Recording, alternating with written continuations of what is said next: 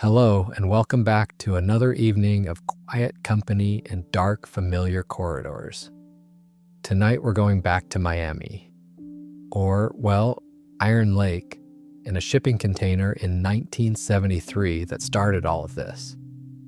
We're going back to Dexter. Specifically, we're going to spend tonight talking about the mysteries, not the cases, not the kills, not the procedural bits where Miami Metro bumbles around a crime scene while Dexter quietly dismantles whatever evidence might connect back to him. We've done that. Tonight is something a bit different. What I want to talk about are the questions. The ones the show raises and then, deliberately or otherwise, never quite answers. The threads that dangle at the edges of every season. The things you find yourself thinking about at 11:30 on a Tuesday when you've watched the series for the fourth time and you're lying there in the dark going, but wait, what actually happened to Lumen? Like, is she all right? Did any of that stay with her? Or, what was Harry actually doing? Was any of it love, or was it something else entirely? Because here's the thing about Dexter that I think gets slightly lost in conversations about plot holes and disappointing finales and the lumberjack situation, and yes, we will get to the lumberjack situation. The most interesting parts of the show have never been the kills. They've been the questions underneath the kills. The show built 8 seasons, a revival, a prequel, and now a sequel. And across all of that, it never quite stopped asking the same central question from slightly different angles. What made Dexter Morgan, and can whatever made him be unmade? That's not a plot hole, that's a mystery. And there are dozens of them woven through the fabric of the franchise, and some of them are small and personal, and others are enormous and philosophical. And I think they're all worth sitting with. So that's what tonight is, a slow wander through the questions.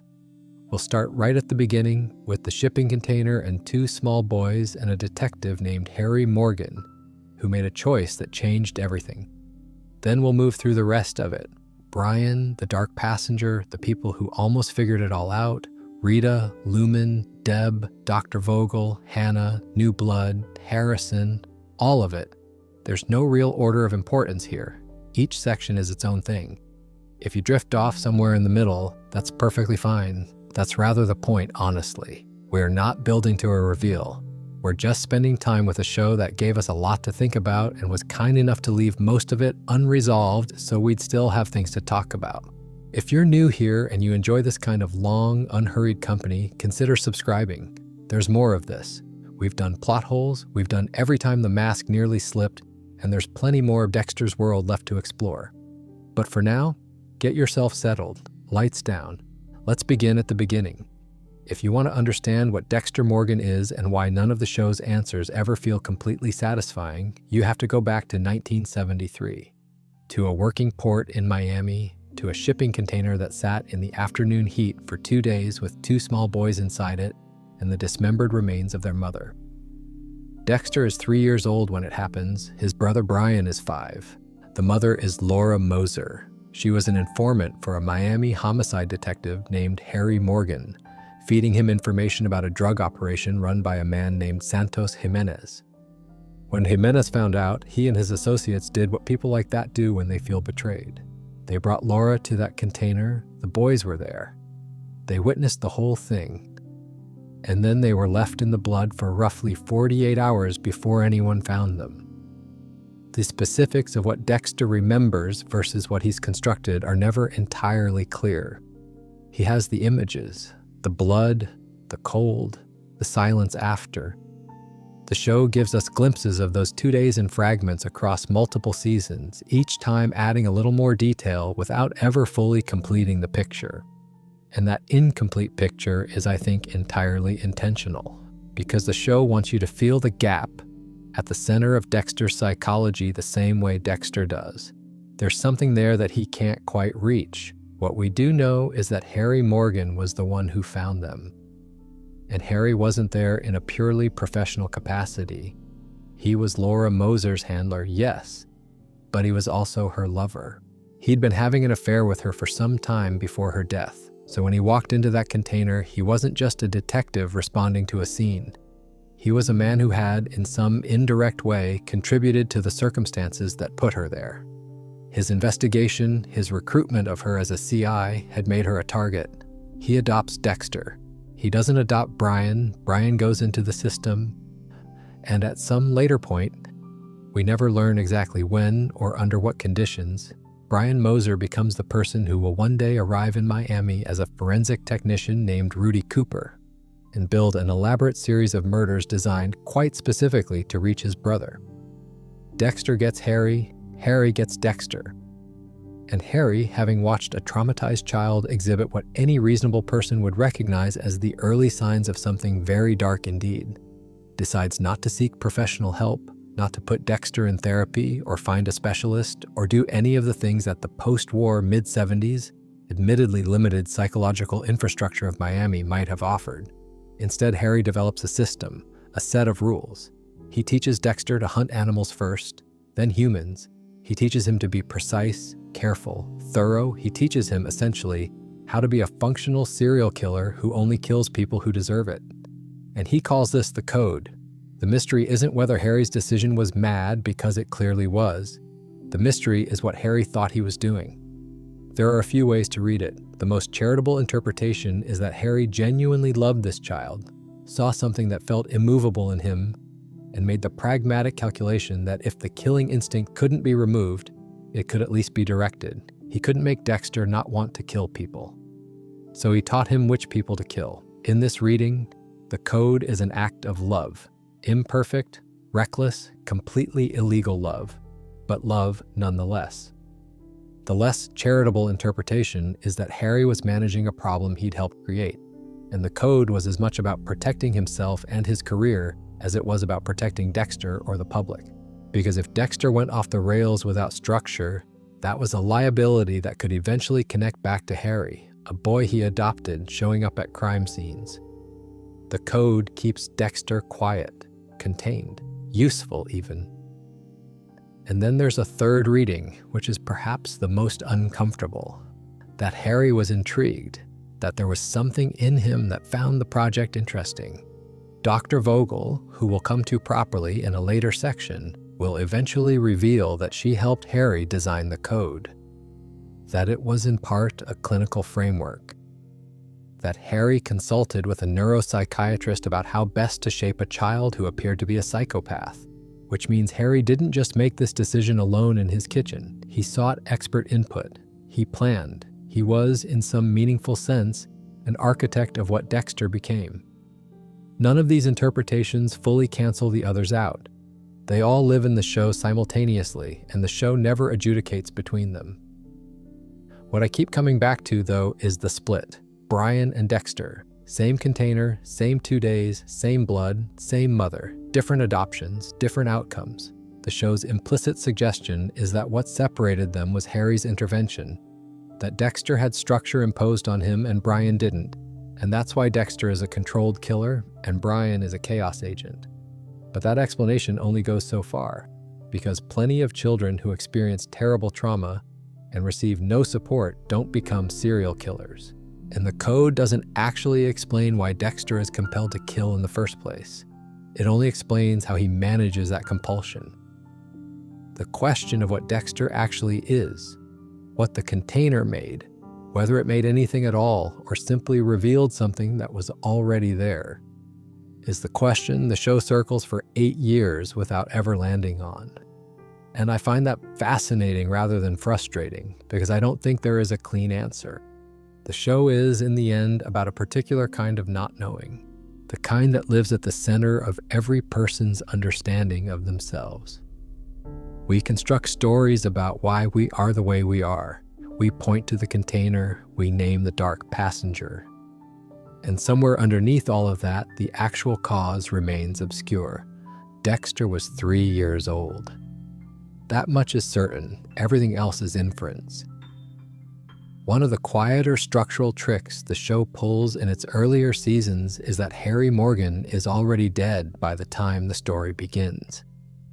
We never actually meet him as a living person. We get him in flashbacks, and we get him as a hallucination, a projection of Dexter's own conscience wearing his father's face, which means every version of Harry we see is filtered.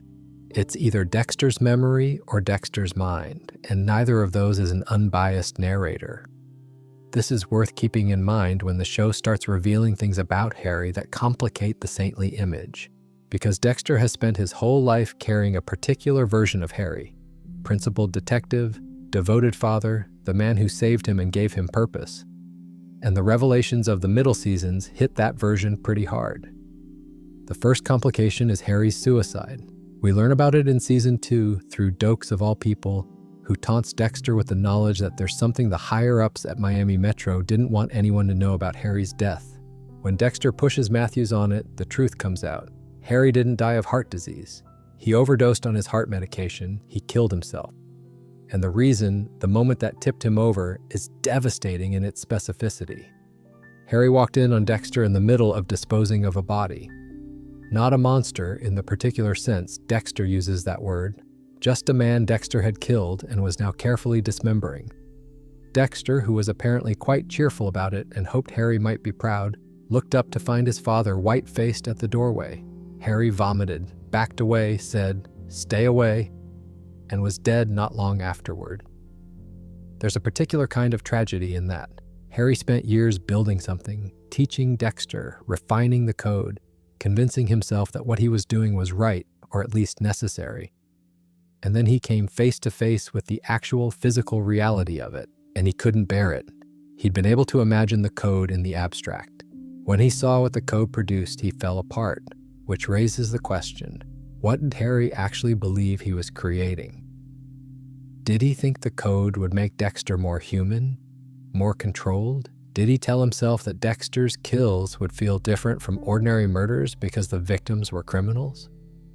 Did he somehow not fully think through the fact that teaching your traumatized son to kill would result in a man who kills?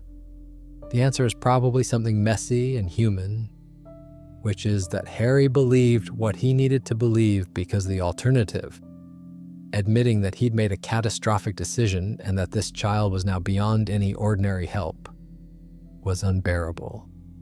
People do that, we construct justifications, and then live inside them until reality breaks through. What we also learn, scattered across various seasons, is that Harry's connection to Dexter was never purely parental.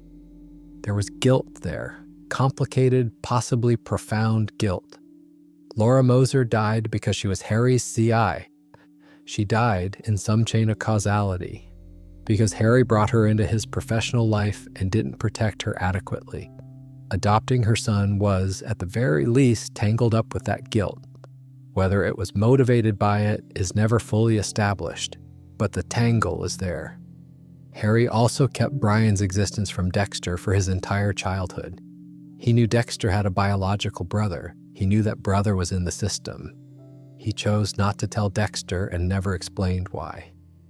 There's something in that silence that's harder to forgive than the code, really, because the code, whatever its flaws, was at least an attempt to do something. The silence about Brian was just concealment. Dexter had a brother who went through the same thing he did. Harry decided Dexter didn't need to know. The Harry hallucination that accompanies Dexter through most of the series is one of my favorite devices in the show, precisely because it's never definitively explained. Is it Dexter's conscience, his internalized father, a dissociative coping mechanism, a narrative convenience? The show doesn't commit. In the earlier seasons, hallucination Harry is fairly aligned with the actual code. He's cautionary, principled, concerned.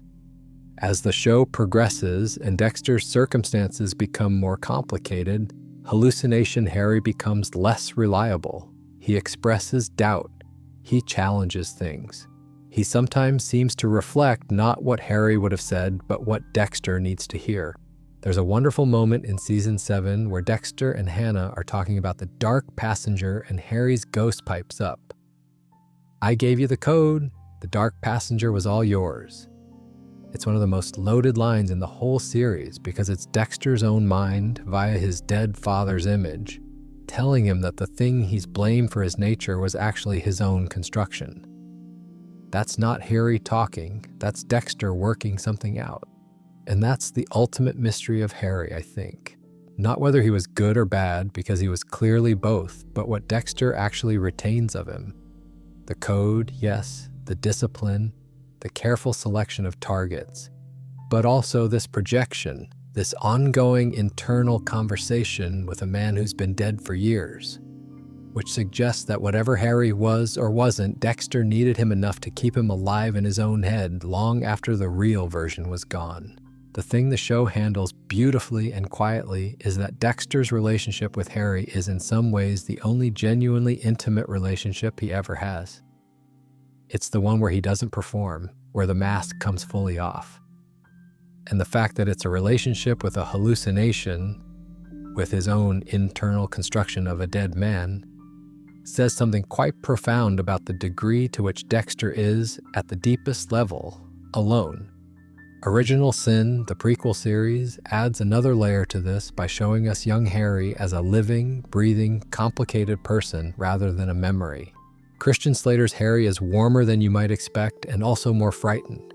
You can see the love and the uncertainty in equal measure. The prequel does something useful in showing you the choices as they were being made. The first time Dexter kills, the way Harry reacts to it, the way the code gets articulated and refined and adjusted. It doesn't resolve the mystery of Harry's motivations, but it does humanize them. He wasn't a man who decided to make a weapon. He was a man trying to keep a child from destroying himself and others, using the only framework that seemed to fit. Whether that's exculpatory or not depends on how you weigh intent against outcome, and that's a question the show wisely leaves open. Matthews buried the suicide, protected the family, protected Dexter, and Dexter goes on carrying a version of Harry that is partly myth, partly memory, and partly his own creation. The man behind the code was always more complicated than the code suggests, and the show, to its credit, never lets us forget it. There's a version of Dexter Morgan who never met Harry, who was never taught the code, never channeled into the precise and ritualized practice of vigilante killing, never fitted with the mask of a normal Miami man with a job and a girlfriend and a boat. And that version of Dexter is, in all probability, Brian Moser. Brian shows up in season 1 under the name Rudy Cooper, forensic technician, Deborah's boyfriend, a perfectly pleasant man with excellent hair and a very particular way of leaving crime scenes. No blood, immaculate. Everything wrapped and posed and drained, like the violence had been removed from the act after the fact. And it's this specific signature that eventually leads Dexter to the understanding that whoever is doing this knows him in some deep, specific way, knows what blood means to him. Because that's what Brian's crimes are, communication. Every scene is addressed to Dexter. The absence of blood in the scenes mirrors what Dexter privately associates with control and cleanliness. The escalating messages, the manufactured intimacy, the eventual revelation, none of it is Brian's attempt to escape or hide. It's Brian trying to reach his brother. There is something genuinely heartbreaking about Brian Moser if you let yourself sit with it. He went through exactly what Dexter went through. The same container, the same blood, the same 2 days. He was older, 5 to Dexter's 3. Which arguably means he understood more of what was happening, and then he was taken away from his only surviving family member and put into the care of a system that evidently did not serve him well. He grew into a man who kills, but who does so chaotically, who leaves himself exposed, who comes back to Miami not because he has a plan to survive, but because he has a brother he has been thinking about his entire life. And what's devastating is that he's right about Dexter. In the finale of season 1, when Dexter has Brian strapped to his table, Brian lays out the truth with absolute clarity. Dexter is living a lie. The normal life, the relationship with Rita, the performance of humanity, none of it is real. The real thing is what they are, what the container made them. Brian is offering Dexter a version of himself that doesn't have to hide. That can just be. And Dexter listens to this and cries and cuts his brother's throat. He chooses Deb. He chooses the constructed life over the raw one. And the show presents this as the right choice, the human choice, while also quietly not quite letting you off the hook for the cost of it. Because Brian was not wrong that Dexter's life is a performance. He was just wrong that the performance was worthless. I find myself thinking about Brian a lot when I think about what the show is actually arguing.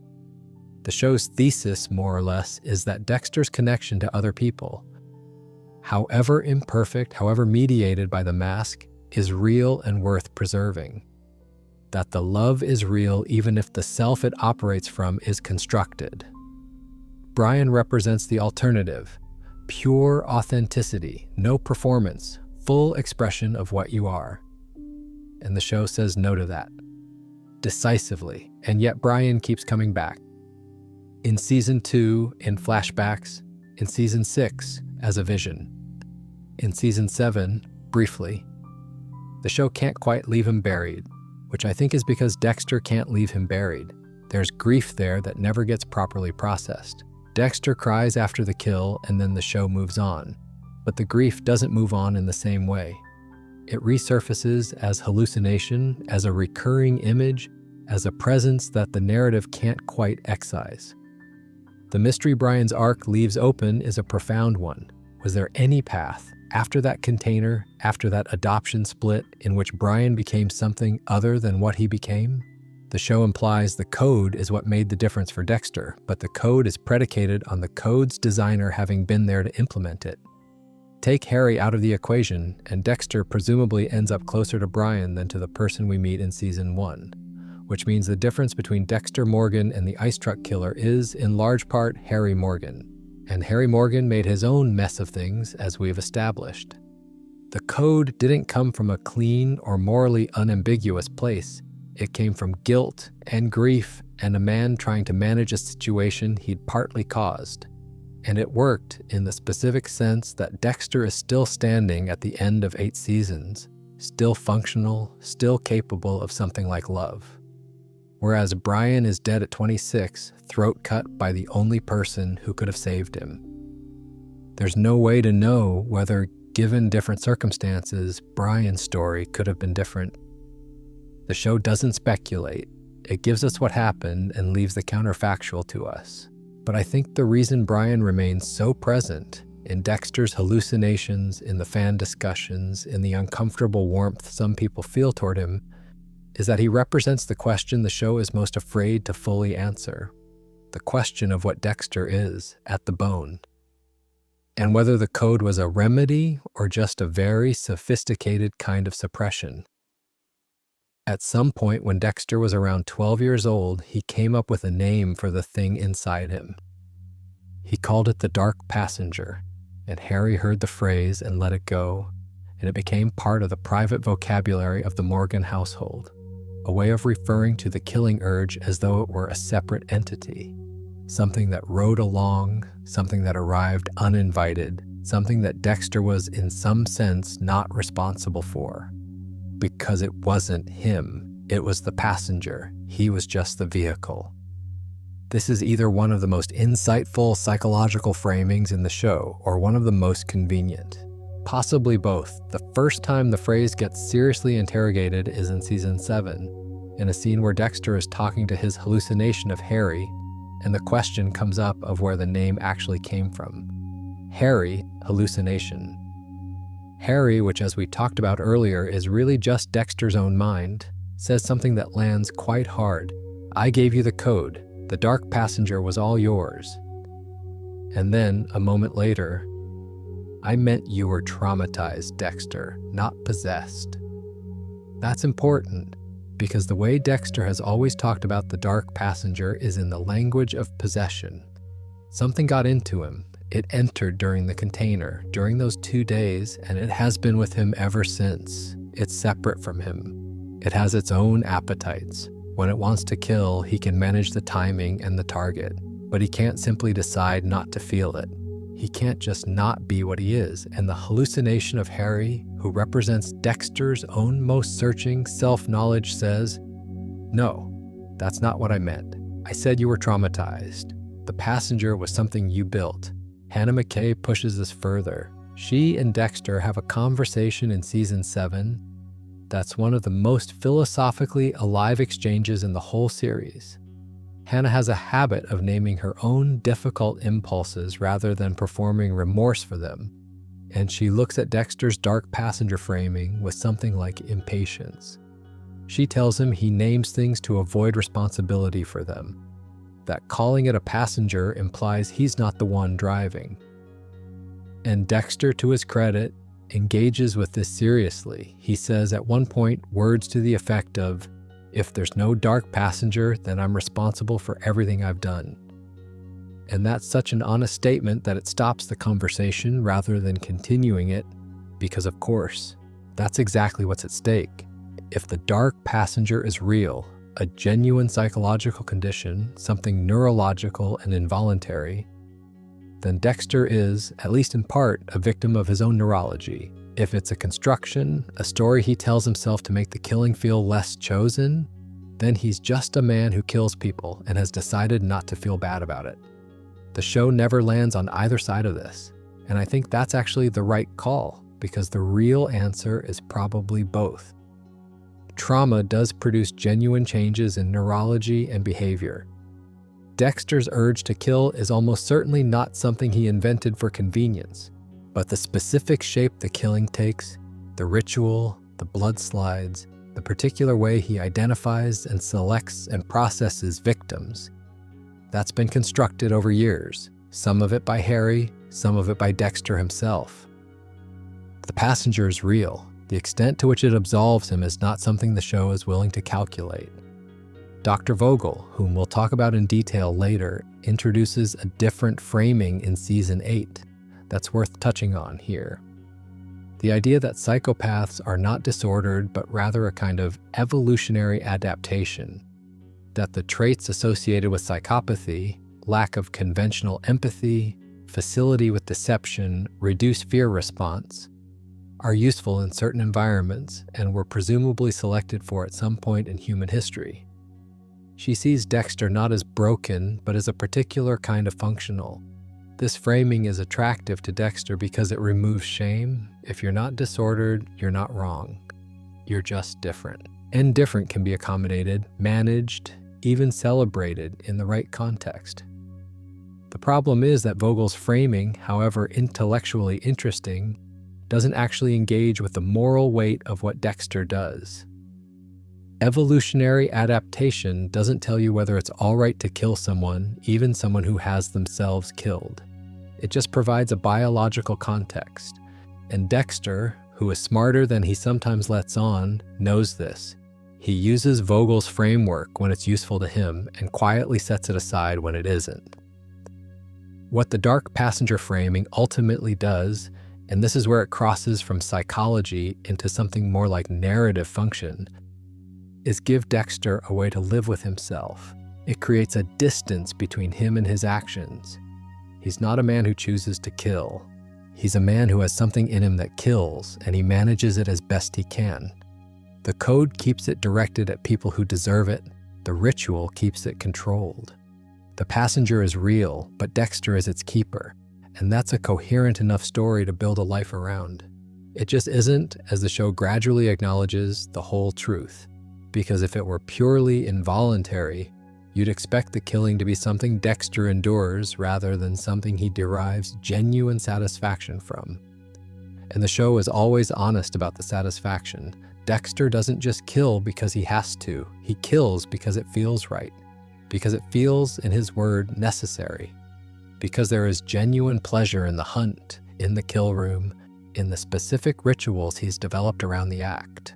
The dark passenger doesn't just demand violence, it demands this particular kind of violence.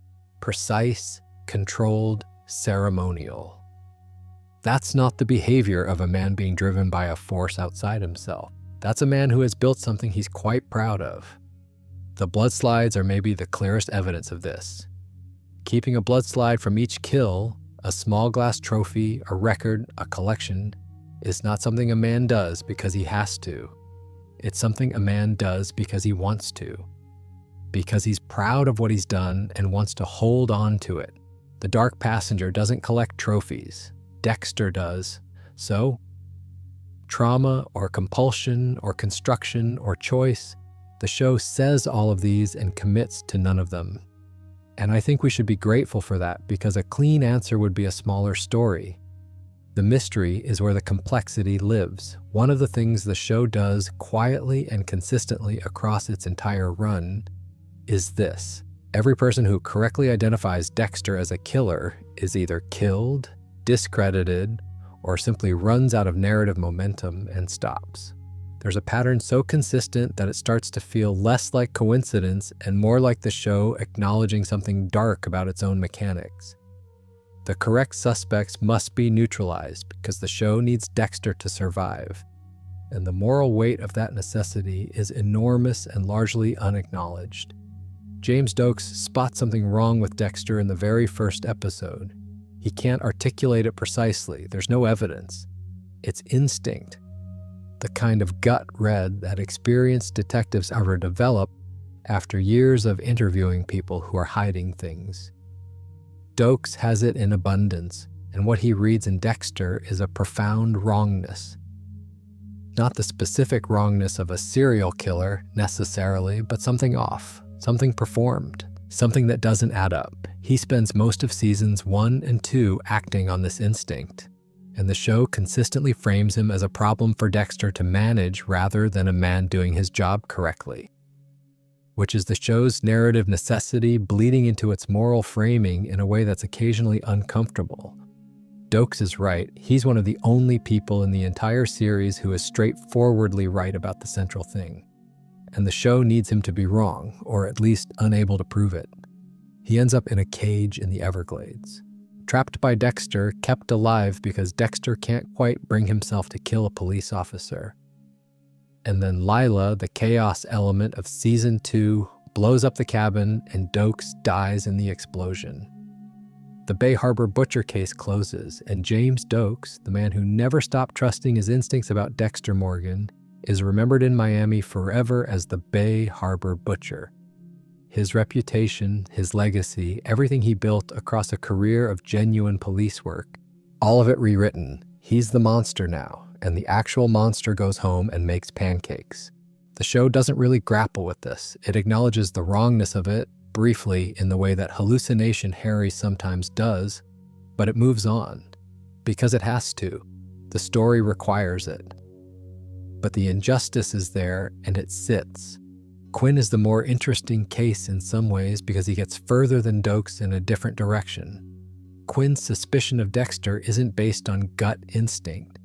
It starts as jealousy and professional competition and gradually becomes something more methodical. He hires Stan Liddy to surveil Dexter. He gets genuinely close enough that at one point he can almost see the shape of the truth. And then, in a very quiet and somewhat unsatisfying way, it stops. The Liddy thread ends when Quinn finds himself implicated in Liddy's death and needs Dexter's help to walk away clean. The trade is implicit. Quinn drops it, Dexter covers for him, and Quinn drops it. What's left unresolved is whether Quinn ever truly stops believing what he started to believe. He never gets a scene where he definitively concludes that he was wrong about Dexter. He just stops pursuing it, goes back to his personal life, gets on with things. In a later season, he's practically friendly with Dexter, and you can read this as Quinn deciding the cost of continuing is too high, or you can read it as the show simply retiring the plot thread because it had run its course.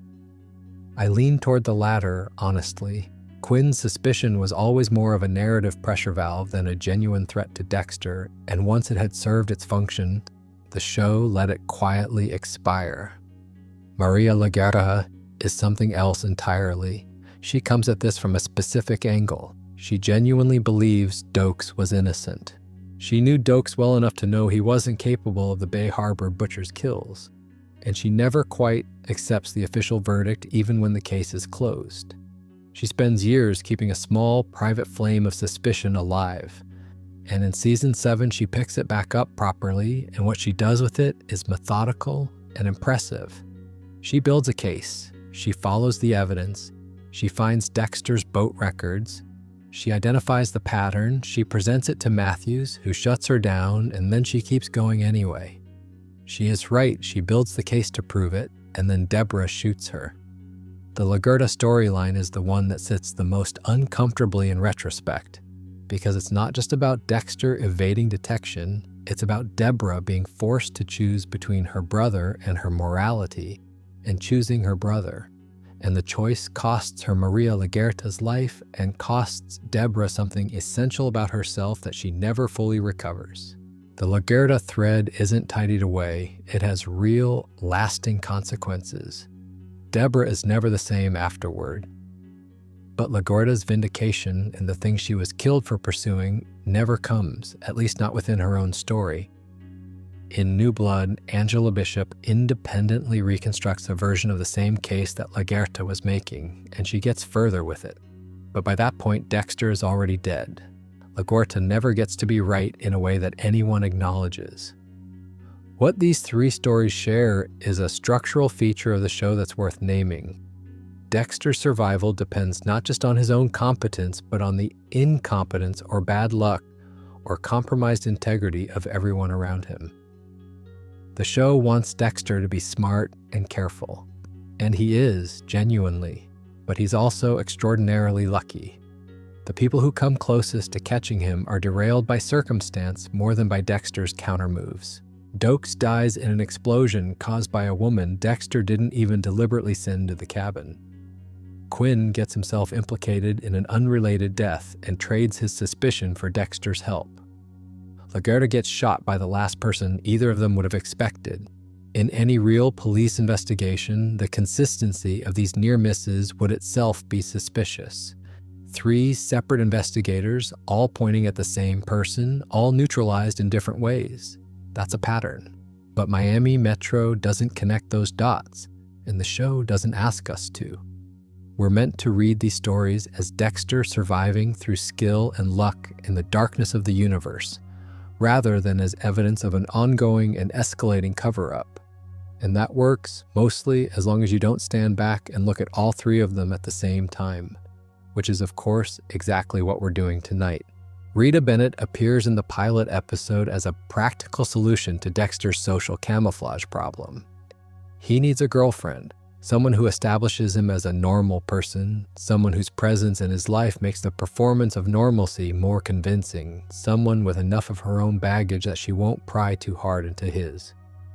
Rita, recovering from an abusive marriage to a man named Paul, is, as Dexter coolly assesses early on, damaged like me. He chooses her because she suits the role, and then, over the course of 4 seasons, he appears to fall genuinely in love with her, or something that functions like love, something that makes him protective and attentive, and in the season 4 finale, absolutely devastated. The mystery of Rita isn't really about what happened to her, because what happened to her is horribly clear. Arthur Mitchell killed her in her bathtub on the morning of what should have been her honeymoon departure. She died because Dexter delayed killing Trinity, because Dexter wanted to study him, because Dexter's own selfish fascination with a man who had somehow maintained a family life while being a monster led to the death of the woman who had given Dexter the closest thing he'd ever had to that same life. That much is clear. The mystery is what Rita knew. And what she was. The show's treatment of Rita is one of its more interesting sleights of hand. She's written as warm and good and somewhat naive, a person who takes Dexter at face value because she needs to believe in the version of him that he presents. She knows about the NA cover story. Dexter pretends to be a recovering addict to explain his absences and his occasionally strange behavior. She accepts this completely, and the show presents her acceptance as touching evidence of her trust and love. But this is Rita Bennett, a woman who was married to a violent addict for years, a woman who has first-hand, intimate knowledge of what addiction looks like, how it sounds, how it reshapes a person's relationship to truth and reliability. And she's asked to believe, without apparent question, that her quiet, stable, careful boyfriend is a recovering drug user with a sponsor and meeting attendants and the whole apparatus. That never quite rings true. Either Rita is profoundly in denial, choosing not to see because seeing would mean losing him, or the show is being somewhat unfair to her intelligence in order to keep the plot tidy.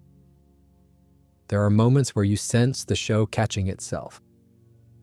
In Season 3, when the NA story starts to strain a little, Rita is written with more sharpness than usual. She pushes back, she notices things, and then the show eases her back into acceptance because it needs her to stay in the relationship. The question I always find myself sitting with is whether, had she lived, Rita would eventually have found out. Not because Dexter made a mistake, but because she was perceptive enough that the truth would eventually have reached her through accumulation of small details rather than any single revelation. She was already closer than the show gives her credit for. There's a version of Season 5 or 6 where Rita is alive and quietly, relentlessly, closing in on something she can't quite name. And I suspect that version of the story would have been extraordinary. She dies instead.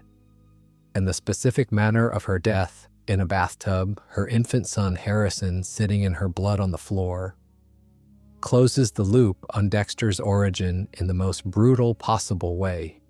He began in blood that wasn't his fault. He ends up standing in blood that this time very much is. The show makes the connection explicit and doesn't flinch from it. What Dexter feels in that moment and in the episodes after is one of the most genuine things the show gives him.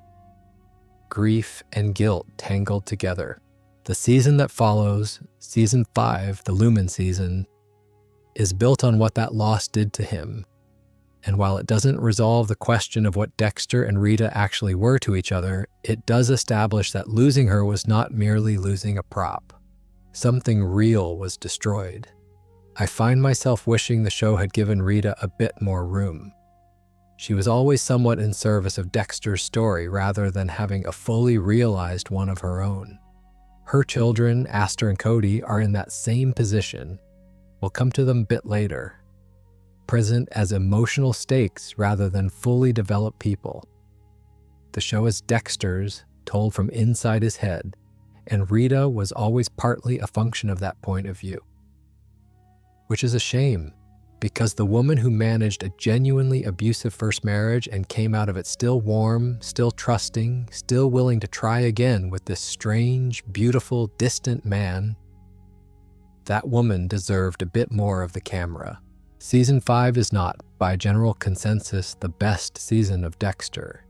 It comes after the devastation of Season 4, and it has a somewhat difficult task. It has to acknowledge the grief of what happened to Rita while also moving the story forward. And the vehicle it chooses for, that is a woman named Lumen Ann Pierce, played by Julia Stiles with a quietness and precision that I think is genuinely undervalued. Lumen arrives as a victim. She was held by Jordan Chase and his associates, men who had years earlier developed a shared predatory practice and kept it going well into adulthood. She escapes imperfectly, and Dexter finds her in a situation that would normally result in his covering his tracks and walking away. He doesn't. Something in what he sees stops him. He helps her. And what develops from that initial act of protection is the most functionally honest relationship Dexter ever has with another person who isn't a hallucination. Because Lumen sees him, not as he wants to be seen, not as the mask. She sees what he does. She watches him kill, participates in it eventually, understands the specific satisfaction he takes from it, and she doesn't look away. For the only time in the series, Dexter is fully known by someone who is still present, who is still there the next morning. The partnership they build across Season 5 is worth paying attention to, because it's the closest the show comes to imagining what Dexter's life might look like if he didn't have to hide. They develop a rhythm, they communicate well, they share something that the show carefully doesn't call love, but that functions like it, or at least like a version of it that's available to both of them in their particular circumstances. And then when Jordan Chase is dead and the arc of Lumen's revenge is complete, she tells Dexter that she doesn't feel it anymore. The darkness. It's quiet. She can leave it here in Miami in this chapter that is ending. And she does. She leaves. The mystery isn't why she leaves. That part makes sense. The darkness she was carrying had a specific source, the specific men who hurt her, and she burned through it and came out the other side. She was never like Dexter, not fundamentally. Her killing wasn't compulsion, it was response. And once the source of the response was gone, she could put it down. The mystery is what came after. The show never follows up. Lumen goes back to her life, wherever that is, and the story doesn't check in. We have no idea whether she's okay, whether the peace held, whether she ever had moments of wondering what they were to each other, whether she thinks about what she did, and whether the thinking is troubled or settled. Julia Stiles has said in interviews that she'd be interested in returning to the character, and the fan appetite for that is real. There's a sense that Lumen's story isn't finished, that someone who went through what she went through and made the choices she made doesn't just return to ordinary life without consequence. The show's silence on this feels less like narrative tidiness and more like a story that simply wasn't told. What Lumen's arc does for Dexter and what it leaves unresolved in his story is interesting. She was the only person who genuinely knew him and chose to be there. The only relationship he had that wasn't based on deception or performance. And when she leaves, there's a grief in Dexter that's almost purer than what he felt after Rita, because this loss isn't tangled with guilt, it's just absence. Someone saw him and chose to go. He never quite rebuilds that. He doesn't try to, really. The show moves into season 6 and Lumen recedes into the archive of people who passed through Dexter's life and left it changed. But I don't think Dexter forgets her, and I don't think she forgets him. Whatever that means, wherever she is, the show just doesn't have the appetite to go looking. And there's something worth naming about what the Lumen season says about the show's relationship to hope, because season 5 is, quietly, the most hopeful the show ever gets. Not in an optimistic way. The backdrop is Rita's murder, the subject matter is sexual violence and revenge.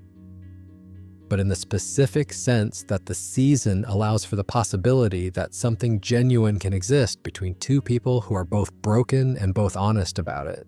It doesn't try to make Dexter normal, it just suggests that he might be knowable. That there might be someone who could know him and stay. The fact that Lumen doesn't stay doesn't negate the possibility, it just defers it. Indefinitely, as it turns out, but the deferral is not the same as the impossibility. Season 5 is the show saying it could work. Season 6 onward is the show getting nervous about what it just said and backing quietly away. There's a scene in season 7 where Deborah Morgan sits across from her therapist and tells her carefully that she has developed romantic feelings for her brother. The therapist's face does something complicated. Deb's face does something more complicated still. And then the show moves forward and the revelation sits there in the room unresolved. Season 7 of Dexter makes a decision in that scene that cannot be unmade. I want to be precise about what this is and what it isn't, because the show is actually somewhat cagey about it. Deborah and Dexter are not biological siblings. Deb is Harry's daughter. Dexter is Harry's adopted son. They didn't grow up with each other from birth. Dexter was adopted when Deb was around 4, and they were raised together as siblings. So the romantic feelings Deborah develops are not incest in the genetic sense. They are still, by any reasonable social accounting, deeply complicated, Anna's Omen in the most important sense, the one where two people who have known each other exclusively as family members for their entire conscious lives develop a dynamic that neither of them asked for. The show handles this revelation with a combination of courage and awkwardness. The courage is in making the choice at all. The awkwardness is in not quite committing to exploring what it means. Deb tells her therapist. There are some fraught scenes, the feelings are never directly acted on, and then the show, somewhat to its credit, pivots away from the romantic angle and focuses instead on what I think is the more interesting version of the question. The depth and nature of Deb's devotion to Dexter, regardless of whether that devotion has a romantic component. Because the real mystery of Deborah Morgan isn't whether she was in love with her brother, the real mystery is what it cost her. And the answer, by the end of the series, is everything. Deb starts the show with a specific kind of moral clarity. She's impulsive and loud and not always right in her methods, but her compass points somewhere real. She believes in justice. She's a genuinely good detective, partly because she cares. You can disagree with how she handles things, but you can't doubt that she's trying to do right. By season 7, she has found out what Dexter is. This is the moment the show has been building toward for 6 seasons, and it's handled well. Deb doesn't turn him in. She can't, but she also can't accept it. She spends the season in something like ongoing crisis, loving him, hating what he does, unable to reconcile the two, searching for a framework that might let her hold both. She tries monitoring him, trying to direct him. She tries, briefly and disastrously, to convince him to seek help. And then she watches him kill someone while she stands there, and something shifts. She makes a decision, gradually and then all at once. And then in the season 7 finale, she shoots LaGuardia to protect Dexter, knowing full well that LaGuardia is correct, that LaGuardia has built a genuine case, that shooting an innocent woman in the service of covering up her brother's crimes is precisely the kind of thing that Deb would have in any earlier season found unconscionable. She becomes, in that moment, complicit. Not in the abstract way that knowing something and not reporting it makes you complicit, in the direct, immediate way. She pulls the trigger, she crosses the line, and the show is honest that it's a line and that crossing it does something to her. Jennifer Carpenter's performance in the final season is quietly remarkable because she's asked to play a person in pieces. Deb is drinking, Deb is fragmenting. She takes a job as a private investigator that goes badly and puts her in further moral compromise. She can't live with what she did, and she can't undo it, and she can't tell anyone. The thing she did for Dexter is destroying her, and Dexter characteristically doesn't quite see it. She gets shot in the season finale, a brain injury, she ends up on life support, and Dexter, in the final act of the original series, disconnects it. He buries her at sea and goes to be a lumberjack. The question that hangs over all of this, the one the show never quite answers, is whether Deb's love for Dexter was a character flaw or just an expression of who she was. Whether the problem was the love or the decisions the love led to. Whether there was any version of knowing the truth about Dexter in which Deb could have remained whole. My honest read is that Deborah Morgan was a person who needed to be needed, who had grown up in her father's shadow with a particular kind of devotion to Dexter, and who had built so much of her identity around her relationship with him that when the truth came out, she couldn't construct a self that didn't include protecting him. The deeper story is about a woman who loved someone so much that it slowly and completely destroyed her. And whether that love was familial or something more complicated doesn't really change the shape of the destruction.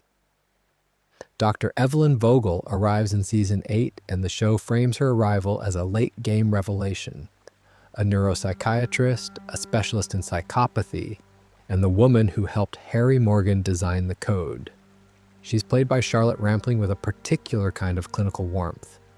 She's genuinely interested in Dexter, genuinely seems to care about him, and yet the nature of that care is, from the beginning, slightly hard to read. What Vogel represents is a late confirmation of what we talked about with Harry.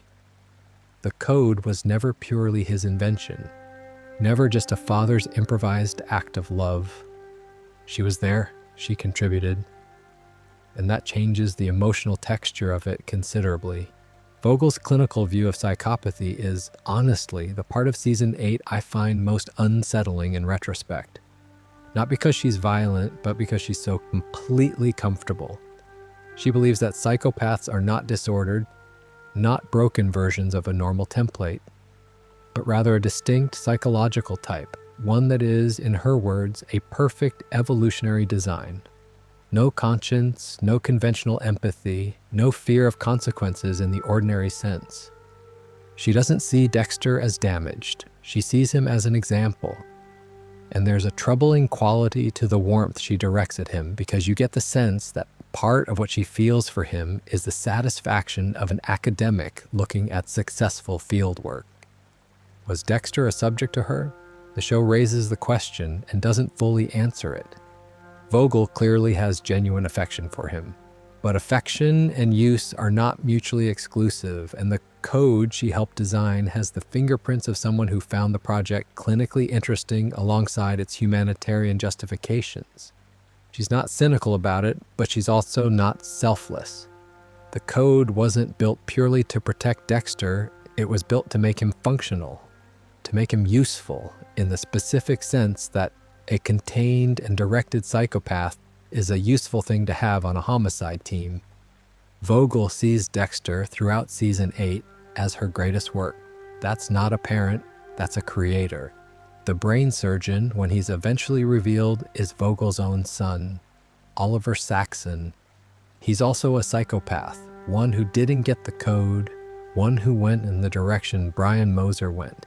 And he's been creating crimes that reference Vogel's work, sending her pieces of victims' brains as a kind of communication, a dark parody of her professional language. He kills her ultimately, and there's something almost symmetrical in it. Vogel made her life's work out of understanding and shaping people like Dexter, and the person who destroys her is the one she made by not shaping. The son she had who went without the code. The parallel to Harry is quietly devastating. Harry tried to redirect one psychologically damaged young man using a system of rules, and when he saw what it produced, he killed himself. Vogel tried to study and shape people like Dexter, and her son, outside the framework, uncontained, came back to murder her. Both of the architects of the code died in some way because of what the code was built around. The darkness doesn't spare its custodians. What Vogel's Season 8 arc retroactively complicates is significant. It doesn't make Harry a villain exactly, but it does make his choices feel more constructed, more calculated than the loving father trying to save a traumatized child framing allows. There was an intellectual framework here. There were theories being tested. Dexter was, in some degree, a patient and a project before he was simply a son. And the show, to its credit, lets that sit uncomfortably rather than explaining it away. The question Vogel never answers before she dies, and we should be suspicious of any convenient death that forestalls a full accounting, is whether she ever genuinely saw Dexter as a person rather than an application of her theories. There are moments when you think yes. There are other moments when the clinical detachment is too present to ignore, and the show leaves you holding both impressions, unsure which to trust. One more thing about Vogel that I don't think gets quite enough attention. She chose Miami. She stayed in Miami or returned to it, close enough to monitor how her work had developed. That's not coincidence, that's ongoing interest. Whatever Evelyn Vogel's relationship to Dexter was, over, is not how she'd have described it.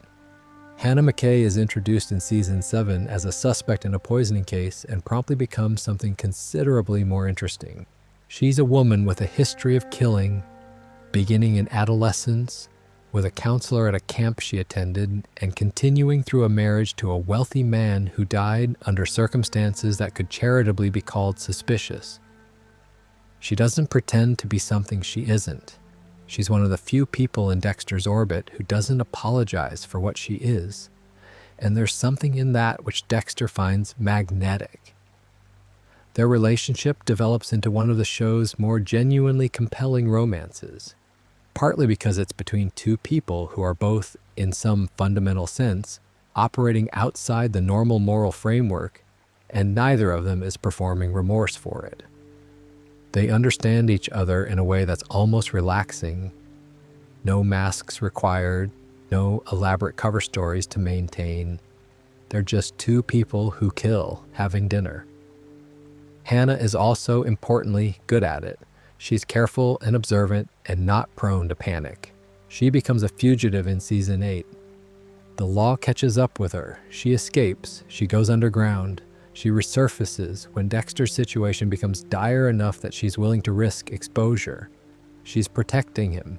She genuinely loves him, or something that functions like love in the context of two people who've both done terrible things. The Season 8 endgame involves Dexter planning to take his son Harrison to Argentina with Hannah, who is already there or making her way there, and start some version of a new life. This is the plan that collapses when Deb gets shot, when the brain surgeon's final move sets everything on fire, when Dexter decides he has to drive his boat into a hurricane because he is dangerous and everyone he loves suffers for it. Harrison goes to Hannah, somewhere in Buenos Aires presumably, or wherever she'd arranged. And then the show ends. Dexter's alive in Oregon, working in a timber yard under someone else's name. Hannah is somewhere in South America with a toddler who is not her biological child and whose father has just faked his death. What I find worth noting here is the asymmetry. The franchise spends considerable time establishing Hannah as a person who genuinely loves Dexter, not as cover, not as strategy, but in the specific and somewhat reckless way that two people who've seen each other clearly sometimes do. And then it simply moves on from her. New Blood introduces Harrison as someone who has been searching for his father, living on his own, apparently without a stable parental figure in his life. The question of what happened to Hannah, who was, for a meaningful stretch of time, the closest thing Harrison had to a consistent adult presence, is one the show doesn't seem particularly interested in. It's possible that's intentional. The franchise's interest is in the Morgan bloodline, in what Dexter made and what he passed on. And Hannah is not a Morgan. She's an attachment that the story around the Morgans required to be temporary. Whether that's honest or simply convenient is a question worth sitting with. New Blood, which comes roughly a decade later, shows Harrison arriving in Iron Lake alone, having tracked Dexter down, which means Hannah is no longer in the picture. Harrison is in his late teens, living on his own, searching for the father who abandoned him. Hannah's absence is not explained. She's simply gone. Whether she died, whether she chose to leave Harrison, whether Harrison left her. Whether Dexter's self-imposed exile, once Harrison found out about it, made Hannah irrelevant to the story Harrison needed to pursue. None of this is addressed. What I find genuinely strange about this is that Hannah was presented in Season 8 as someone Dexter was building toward. She was the great love story of the later seasons in a way that Rita was of the earlier ones. She understood him in a way Rita never did. She didn't require the performance. And then she's written out of the franchise. Not killed, not given a farewell, just quietly removed from the picture so Harrison can go look for his father without her complicating the narrative. Resurrection, the most recent series, puts Dexter back in the world and looking for Harrison. If there's any version of this story that follows the logic of the earlier seasons, Hannah is somewhere. Alive, presumably. Maybe aware that Dexter survived. Maybe not. Maybe building a life in South America, or having returned to the United States under another name. Maybe thinking about Dexter every day. Maybe not thinking about him at all. The show doesn't seem particularly interested in answering these questions, which is its prerogative. But Hannah McKay was a specific and vividly drawn person, and the franchise's disposal of her, not through a meaningful narrative choice but through simple omission, is one of its quieter disappointments. She deserved an ending. She was given a pause. 10 years passed between the original series finale and Dexter: New Blood. 10 years in which Dexter Morgan, under the name Jim Lindsay, lives in a small town called Iron Lake in upstate New York, works in a hunting and fishing supply shop, dates the local chief of police, and does not kill anyone, or so the show would have us believe. And this is the first mystery of New Blood, one the show is somewhat coy about. What does a decade of suppression look like for a person like Dexter? He is, by his own account, and by the visual evidence of the white deer motif the show deploys. A deer he doesn't shoot when he has every opportunity to. A deer he seems to have adopted as a kind of symbol of his restraint, genuinely not killing. The dark passenger is quiet. The urges are present but managed. He's doing the thing everyone in the original series always wondered whether he could do. And then Matt Caldwell blunders into his life and endangers the ecosystem Dexter has apparently spent a decade protecting, and Dexter kills him. Not in a ritual, not with plastic wrap and blood slides, without much of the apparatus at all. He's out of practice, he makes a mess of it, and the dark passenger wakes back up and the white deer recedes. The white deer is a lovely bit of visual storytelling. It represents the version of Dexter that Iron Lake believed in. Jim Lindsay, decent man, quiet life, no dark passenger to speak of. When it appears after Matt's death, Dexter tells it he's sorry. And then it disappears and doesn't come back until very near the end, and by then it's too late. Now Harrison Morgan is the great unresolved question of the franchise, and New Blood spends its entire run circling it without quite landing. Harrison arrives in Iron Lake as a teenager with anger and self-harm, and very specific questions about who and what his father is. He was raised by Hannah after the original series finale, and then apparently not. He's been in various foster situations. He's tracked Dexter down because he needs to know what he is. Whether the darkness he feels in himself came from somewhere specific, whether his father's letter to Hannah about dark tendencies was a prophecy or just fear.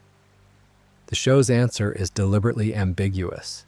Harrison is violent in ways that go beyond normal teenage aggression. He deliberately breaks a competitor's arm in a wrestling match after the tap-out, which matters, and shows no particular remorse.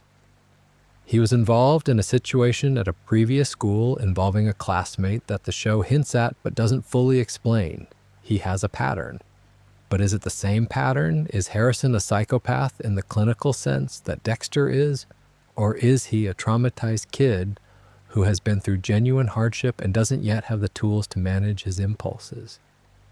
The show presents both possibilities without resolving them, and the finale, where Harrison shoots Dexter at Dexter's own request to end the cycle, is deliberately designed to not answer the question. Harrison kills his father. That's a significant act. What it means about who Harrison is, the show leaves open. Logan is the part of New Blood that sits with me most uncomfortably, honestly. Logan is the sergeant at the Iron Lake Police Department. He's kind to Harrison. He's a decent man. He's not a criminal by any definition. And Dexter, in his escape from custody in the final episode, kills him. Breaks his neck when Logan refuses to give up his keys, when Logan reaches for his gun instead. Dexter tries to justify it in the moment. Logan went for the gun. Dexter had no choice. But the show doesn't quite let that pass. Harrison finds out, and Harrison, who had been building something like a genuine relationship with Logan, is devastated. And in that devastation is a clarity. This is what his father actually is. Not a vigilante who kills monsters, a man who kills people who are in the way. The Angela question is similarly unresolved. Angela Bishop, the Iron Lake police chief, Dexter's partner, has by the finale established that Dexter is the Bay Harbor butcher and called in Angel Batista from Miami. Dexter escapes before she can complete the arrest. He dies shortly after, shot by Harrison. Angela has evidence. Batista is on the way. What happens to that investigation with the Bay Harbor butcher now dead? Does it close? Does the truth about James Dokes get revisited? Does Dokes' reputation get posthumously restored? New Blood doesn't say. Resurrection, which reveals that Dexter survived Harrison's shot and was resuscitated in an emergency room, presumably means that the investigation reopens. Dexter is alive again. The franchise has pulled its death back. Whether Angela's work and Batista's involvement lead anywhere in the new series is at the time of writing unclear. What New Blood was trying to do, and what it mostly succeeded at, was provide the ending the original series didn't. A Dexter who faces real consequences. A Dexter who is stopped finally, not by a detective or a rival killer, but by his own son, who loves him enough to see him clearly and makes the choice Dexter himself asks for. It's a better ending than Oregon, and Resurrection has to be careful about what it does with that, because retroactively surviving your own thematically earned death is a narrative risk that doesn't always pay off. There is one question underneath all of the specific mysteries we've been talking about tonight. The shipping container, Harry's motivations, the dark passenger, the people who almost knew, Rita, Lumen, Deb, Vogel, Hannah, Harrison. All of these are expressions of the same central inquiry. The show dresses it in different costumes across different seasons, approaches it from different angles, but it never stops asking, can Dexter Morgan change? And if he can, what does change actually look like for a person like him? The original series finale answers this question in one of the most anticlimactic ways possible. After 8 seasons of building towards some kind of reckoning, Dexter fakes his death, buries his sister at sea, and drives his boat into a hurricane. And he survives. He washes up somewhere remote, and the final shot of the original series is Dexter alive, working as a lumberjack, with a beard, looking at the camera, looking, if we're honest, quite well. I've heard people defend this ending. The argument is that Dexter condemning himself to a life of isolation and deprivation without the people he loves is itself a form of punishment. That the lumberjack existence is its own kind of exile, and Dexter choosing it is an acknowledgement that he is too dangerous to be around the people he cares about. That's a legitimate reading. It just doesn't feel like enough, given what we've been watching. The deeper problem isn't that Dexter survives, it's that the finale doesn't cost him the thing that would actually register as a loss. Losing Deb is terrible, but Dexter has survived terrible losses before. What he doesn't lose, in the original finale, is himself. He goes to the woods and remains Dexter Morgan, exactly as he was. The lumberjack is a performance of penitence, not a transformation. He hasn't changed. He's just somewhere else. New blood is a direct response to this. Clyde Phillips, who had left the show after season 4 and returned for the revival, has been explicit about it. He wanted to give the story an ending that the original finale didn't provide. An ending with real consequence. New blood gives us a Dexter who has been genuinely suppressing the killing for a decade. There's some evidence of real change there, or at least real discipline, and then shows us what happens when the suppression breaks. The dark passenger doesn't stay quiet because of moral growth. It stays quiet because Dexter has found an environment that doesn't trigger it. Matt Caldwell destroys that environment, and then we're back. What New Blood does argue through Harrison is that the cycle can be broken. Harrison chooses differently. He has the same darkness or something like it, but he doesn't want it. He doesn't want to be what his father is, and when Dexter himself asks to be stopped, Harrison stops him. That's the show's closest approach to an answer.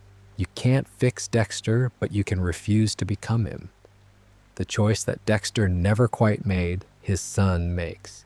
And then Resurrection reveals Dexter survived. I want to be fair to Resurrection, which is still ongoing at the time of writing this and may earn its premise before it's done. There's a version of the story that works. A Dexter who survived New Blood not because the franchise wanted to dodge the consequence, but because there's a final act to tell. Harrison made his choice. Dexter is still here.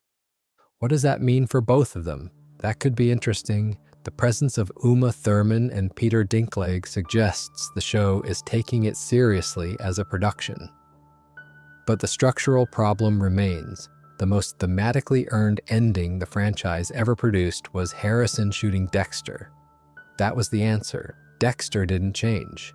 He couldn't. But his son, shaped by the same shadows, made a different choice. That was the resolution the show had been building toward, consciously or not, since a 3-year-old sat in a shipping container in 1973. Pulling Dexter back from that ending doesn't erase it exactly, but it does complicate it. It asks us to hold 2 things simultaneously, the meaning of Harrison's choice and the fact that the choice didn't actually end what it was trying to end. which is perhaps more realistic than the clean version. Real cycles don't end cleanly. They bend. They almost break. They resurface in new forms. The original Sin prequel fills in a different part of this picture. It shows us the beginning, young Dexter in 1991, his first kills under Harry's tutelage, the code being built in real time. And what's interesting about seeing that is how contingent it all looks, how much the specific shape of Dexter's life depended on specific decisions made by specific people in specific moments. The code wasn't inevitable. Harry could have made other choices. Vogel could have not been involved. Brian could have been adopted too. The fact that it went the way it went is, in some sense, the product of ordinary human contingency. Bad luck, complicated people making complicated decisions under pressure. A detective who didn't know how to handle what he'd found and reached for the framework a neuropsychiatrist offered him because it was the only framework available. That's not a grand design, that's people doing their best with imperfect information and imperfect selves. And that, I think, is the show's most honest answer to its own central question. Can Dexter change? The franchise's collective answer across 20 years of storytelling is change is harder than we'd like, more complicated than simple choice, and almost never complete. The best you can do is give the next person slightly better conditions than the ones you had. Harry tried to give Dexter something better than the container. Dexter tried, imperfectly and too late, to give Harrison something better than what he himself received. Whether Harrison gives whatever comes after him something better still. That's the story the franchise is still in the middle of telling. Arthur Mitchell is, by a significant margin, the best villain the original Dexter series ever produced. And the reason he works so well is that he isn't really a villain, narratively speaking. He's a mirror. Season 4 is built around a central dramatic irony. Dexter pursues Arthur Mitchell because he wants to understand how a serial killer manages a normal life. Arthur's been killing for roughly 30 years without getting caught. He has a wife, 2 children, a house, a church community, a volunteer program building homes for people in need. He has from the outside exactly the life that Dexter has been struggling to construct for himself. And Dexter, watching this, thinks, if Arthur can do it, so can I. All I need to do is study him closely enough to learn how he does it. The revelation, which comes slowly over multiple episodes, is that Arthur's family life is not proof of coexistence, but of profound dysfunction. His wife Sally is terrified of him. His daughter Rebecca lives in a state of suppressed misery. His son Jonah is slowly breaking under the weight of his father's cruelty. The church community doesn't know what he is, but his family does, in the way families always know, not through explicit knowledge, but through the steady accumulation of fear and avoidance and learned smallness that living with someone like Arthur produces. The 4 walls, 1 heart charity, the volunteering, the community presence. All of it is cover, elaborate and well-maintained cover, but cover. Arthur hasn't solved the problem of coexistence. He's just gotten very good at hiding the fact that the problem is unsolvable. John Lithgow plays Arthur with a specific quality that I find genuinely unsettling. Arthur isn't in control of himself. He's performing control. The domestic violence, the religious manipulation, the periodic terror he inflicts on his family, none of it is strategic, it's overflow. The killing cycle manages the worst of it for a time, but it doesn't fix anything. Arthur is not a man who has learned to live with what he is. He's a man who has learned to hide how much he hasn't. This is the answer to Dexter's question, and it's devastating. The way you sustain a family while being what Arthur is that you brutalize your family. You use them as pressure valves and emotional props and victims of everything you can't direct toward the kill cycle. You don't maintain a normal life. You maintain a controlled life with people who are too frightened or too dependent to leave. That's the method. And when Dexter finally sees it clearly, when he looks at Sally Mitchell and recognizes the specific kind of person who is living in fear and has been for years. He understands that what Arthur has isn't a solution. It's a different kind of crime. The question the show raises through Trinity and doesn't fully resolve is, what does this mean for Dexter's own family situation? Because the parallels between Arthur's household and Dexter's are uncomfortable. Rita is not Sally Mitchell. She's not terrified. She loves Dexter and seems genuinely happy with him. And yet she is living with someone whose true nature she doesn't know, who disappears regularly without adequate explanation, who has constructed an elaborate false identity that she inhabits entirely. Her happiness is built on a lie. Whether that makes it a different kind of captivity, a gentler one without the overt violence, but still fundamentally about a woman who can't make free choices because she doesn't have the full information she'd need to make them, is a question the show doesn't answer, probably because the answer would be too troubling. There's a scene late in season 4 where Dexter looks at Arthur and says, essentially, "I see what you really are." And Arthur looks back at him with a directness that is deeply unnerving and says something equivalent. They recognize each other, two killers looking at each other across the living room, the masks momentarily down. And what Arthur says in those moments, that Dexter's on the same road, that the destination is the same, that killing Trinity won't change what Dexter is, sits with the show for the rest of its run. Trinity is killed in the season 4 finale, and Dexter discovers Rita's body minutes later. The timing is the show's most brutal piece of structuring. The thing Dexter sacrificed Rita for, killing Trinity, being what he is, was already obsolete by the time he did it. Trinity had already found his family. The killing accomplished nothing except confirming the inevitable. The mystery Trinity leaves behind isn't about his crimes. It's about what his crimes told Dexter, whether Dexter understood what he was being told, and whether the lesson that what he was doing to his family by being in it was already its own version of Arthur's cruelty, ever truly landed. I think it did, eventually. The season 8 finale and New Blood both suggest a Dexter who understands on some level that he is dangerous to everyone he loves, that the most protective thing he can do is remove himself. The Oregon exile, for all its failures as a narrative ending, is at least consistent with the lesson Trinity was teaching. Whether learning that lesson was worth the cost of learning, it is something Dexter doesn't let himself think about too directly, and understandably so.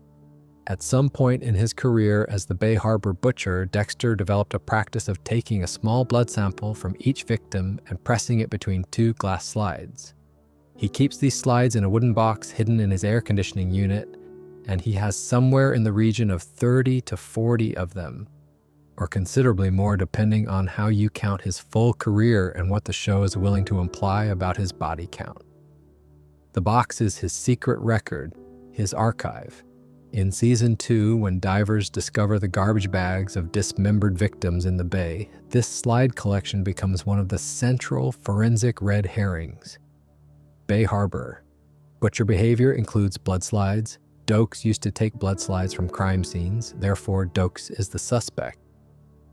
It's Dexter's most dangerous habit turned by circumstance into evidence against someone else. The question of why Dexter keeps the slides is one the show addresses but never quite resolves. The surface answer is that they're trophies. The standard serial killer behavior of retaining items connected to victims, a kind of physical extension of the psychological need to possess and control that characterizes the predatory personality. Most prolific killers keep something. The slides are Dexter's version of this. But the show gives Dexter enough self-awareness to know this, and he's somewhat complicated about it. He doesn't display them, he hides them. He doesn't take them out and look at them for pleasure in any scene the show gives us. They exist more like a record, something between a journal and a tally. He knows they're there. He knows what they mean. The existence of the box is, in some way, an acknowledgement to himself that what he does is real and is being tracked. There's something almost compulsive about the keeping. the ritual of it, the precision of it, that feels less like trophy keeping and more like the behavior of someone who needs their actions to be witnessed, who can't simply do the thing and move on without marking it. The slides say, "This happened. I did this. This is what I am." In Season 7, when Lagerda finds a slide at the crime scene of Travis Marshall's death, which Dexter killed, this tidiness breaks down. He made an error. He left evidence. The slide that was supposed to be in the box turns up at a scene. This is the moment Lagerda's investigation properly ignites, and it happens because of a habit Dexter has maintained across decades with no practical purpose beyond the psychological one. And yet he never stops. Even as the slides become the source of increasing danger, he keeps making them, keeps adding to the collection. The ritual is, by this point, more compulsive than chosen. It's not something he's decided to do, it's something he does. What the slides represent, ultimately, is the part of Dexter that doesn't actually want to get away with it entirely. Not in the sense that he wants to be caught, he very much doesn't, but in the sense that the performance of total normality, the complete disappearance of what he does in the mask, is itself a kind of violence against his sense of self. The slides are his refusal to completely pretend. They are, in the specific sense that Harry's code was supposed to prevent, evidence of pride. Not pride as arrogance, but pride as ownership. These things happened. I was there. They're mine. It's a strange paradox for a man so committed to not being known. And I think it's the most honest window into the actual texture of Dexter's psychology that the show provides, more honest even than the voiceover. The voiceover is narrated. The slides just are.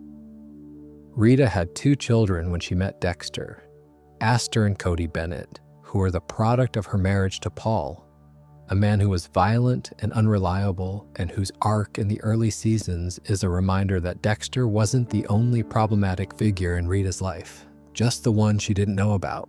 Paul is worth a brief mention here because the show does something interesting with him that doesn't quite resolve. Dexter frames Paul for a parole violation, plants a shoe at a crime scene, or engineers a situation that sends Paul back to prison to protect Rita and the children from further abuse. It works. Paul goes away. And then, somewhat conveniently, Paul dies in prison. The plot thread closes, but Rita finds the shoe eventually and suspects that something isn't right. And then Rita dies before she can do anything with that suspicion. So the question of whether Rita would have confronted Dexter about framing Paul, whether that would have been the thing that cracked the facade, the single thread that unraveled everything, is left permanently open. I find that particular dangling thread more interesting than the show seemed to, honestly. Aster and Cody. They grow up in close proximity to Dexter for 4 seasons. He is functionally their stepfather. He shows up at school events and makes dinners and navigates the specific awkwardness of not being their biological father while also being the person their mother chose. He's better at it than you might expect. There are moments of genuine warmth there. Dexter with the kids, doing the normal family things, is not a performance in the way that his adult social mask sometimes is. He seems in those moments to actually like them. And then their mother is murdered by Trinity in a bathtub while their baby brother sits in the blood. Aster and Cody find out that the man who was supposed to protect their family didn't, because he was busy being what he is. They lose their mother, and then, in practical terms, they lose Dexter too. He spirals. Season 5 is about Lumen, and Aster and Cody are largely sent to live with Rita's mother. They appear briefly in later seasons as guest presences, but the show doesn't return to them with any depth, which is a shame because what Aster and Cody represent is a specific and unaddressed dimension of Dexter's impact on the people around him. Not killers, not investigators, not rivals. Just children who grew up with him and lost things because of what he was. There's a version of Aster as an adult. She'd be in her mid to late 20s by the time of New Blood, who has spent years processing what happened to her mother, who may or may not know the full story, who has presumably thoughts about Dexter Morgan. The show has never followed that thread, possibly because following it would require reckoning with consequences the franchise has generally preferred to elude. Harrison is the most urgent version of this question because he's the one the show is still telling. But Aster and Cody are the version the show walked away from. They deserve more than the narrative was willing to give them. Harrison is the most urgent version of this question because he's the one the show is still actively telling. That letter Dexter wrote to Hannah, "Reach out to me if Harrison shows any dark tendencies to Gorgondandax," is quietly one of the most damning things in the entire franchise. It shows you that Dexter already knew, and he still left. The cycle the show talks about in its bigger moments is here, in that one sentence, reduced to its smallest and most human scale. A man writing instructions for someone else to handle his child's darkness because he couldn't face it himself. There's a running joke among Dexter fans. If you can call it a joke, it's more of a gentle, affectionate bewilderment about the competence level of the Miami Metro Police Department. Specifically, the fact that Dexter Morgan worked in their forensics lab for over 2 decades, became one of their most respected blood spatter analysts, helped them solve hundreds of cases, participated in investigations that were sometimes investigating him, and not one person in that building ever said, "Hang on, there's something wrong with this man." Dokes, yes, we've talked about Dokes, but Dokes never got institutional support. His suspicions were treated as personal animosity, a grudge, professional jealousy. The institution itself never came close to seeing Dexter for what he was. This is partly because the show needs it to be this way. Miami Metro being oblivious is a narrative requirement, not an authorial comment on the quality of real police departments. But it's also, I think, a deliberate and interesting piece of social commentary. The mask of normal is enormously effective precisely because most social institutions are not built to detect it. Miami Metro is a workplace. It runs on professional norms, on existing relationships, on the social pressure to see your colleagues as fundamentally like you. Dexter exploits all of this brilliantly, and the show never lets him off the hook for that exploitation even as it marvels at it. Masuka, his closest professional friend for much of the series, is a man of genuine forensic intelligence who never once asked the obvious question. Batista, who is perceptive in personal situations and a good detective in the field, doesn't see it. Lagerta, who we have established was right, spent years not being right because the professional relationship made a certain kind of suspicion feel inappropriate. Quinn got close and then stopped. The building full of homicide detectives and forensic specialists never collectively asks why Dexter Morgan has no personal life to speak of, why he disappears at odd hours, why he knows things about crime scenes that he shouldn't know quite that specifically. The answer, of course, is partly cognitive bias. We trust the people we know. We read familiarity as safety. Dexter has been at Miami Metro long enough to become simply Dexter, a known quantity, someone with known quirks. The weird affect, the slightly off social timing, the unsettling quiet competence, but a known quantity nonetheless. And known quantities don't get the same scrutiny as unknowns. That's just how social cognition works. But there's also something specific to what Dexter presents that makes him effective. He doesn't read as dangerous, he reads as odd. There's a difference. Dangerous people set off alarm bells. Odd people make you slightly uncomfortable and then you get used to it. Dexter calibrated his mask not to simulate warmth. That would have been harder to sustain, but to simulate a particular kind of socially awkward technical competence. The guy who's great at the job and not great at parties. Nobody calls the police on the guy who's not great at parties. The mystery of Miami Metro, and it is a mystery in the sense that the show never fully explains how Dexter's specific kind of oddness never raised more flags, is most interesting when you look at it from the other direction. Not why didn't they notice, but what did Dexter give them that made not noticing feel acceptable? And the answer is results. Dexter is consistently excellent at his job. He closes cases, He processes evidence quickly and accurately. He is professionally exactly what you want him to be. And institutions, particularly understaffed and overworked ones like a major city homicide department, are willing to overlook a lot in a person who delivers. That's the dark version of the observation. The lighter version is that people are remarkable at not seeing what would be too costly to see. If any one of Dexter's colleagues had genuinely let the suspicion form, had sat with it, followed it, let it develop into something actionable, the personal and professional consequences would have been enormous. You're accusing a decorated colleague. You're potentially unraveling dozens of closed cases. You're saying that your workplace has been the hunting ground for the person you eat lunch with.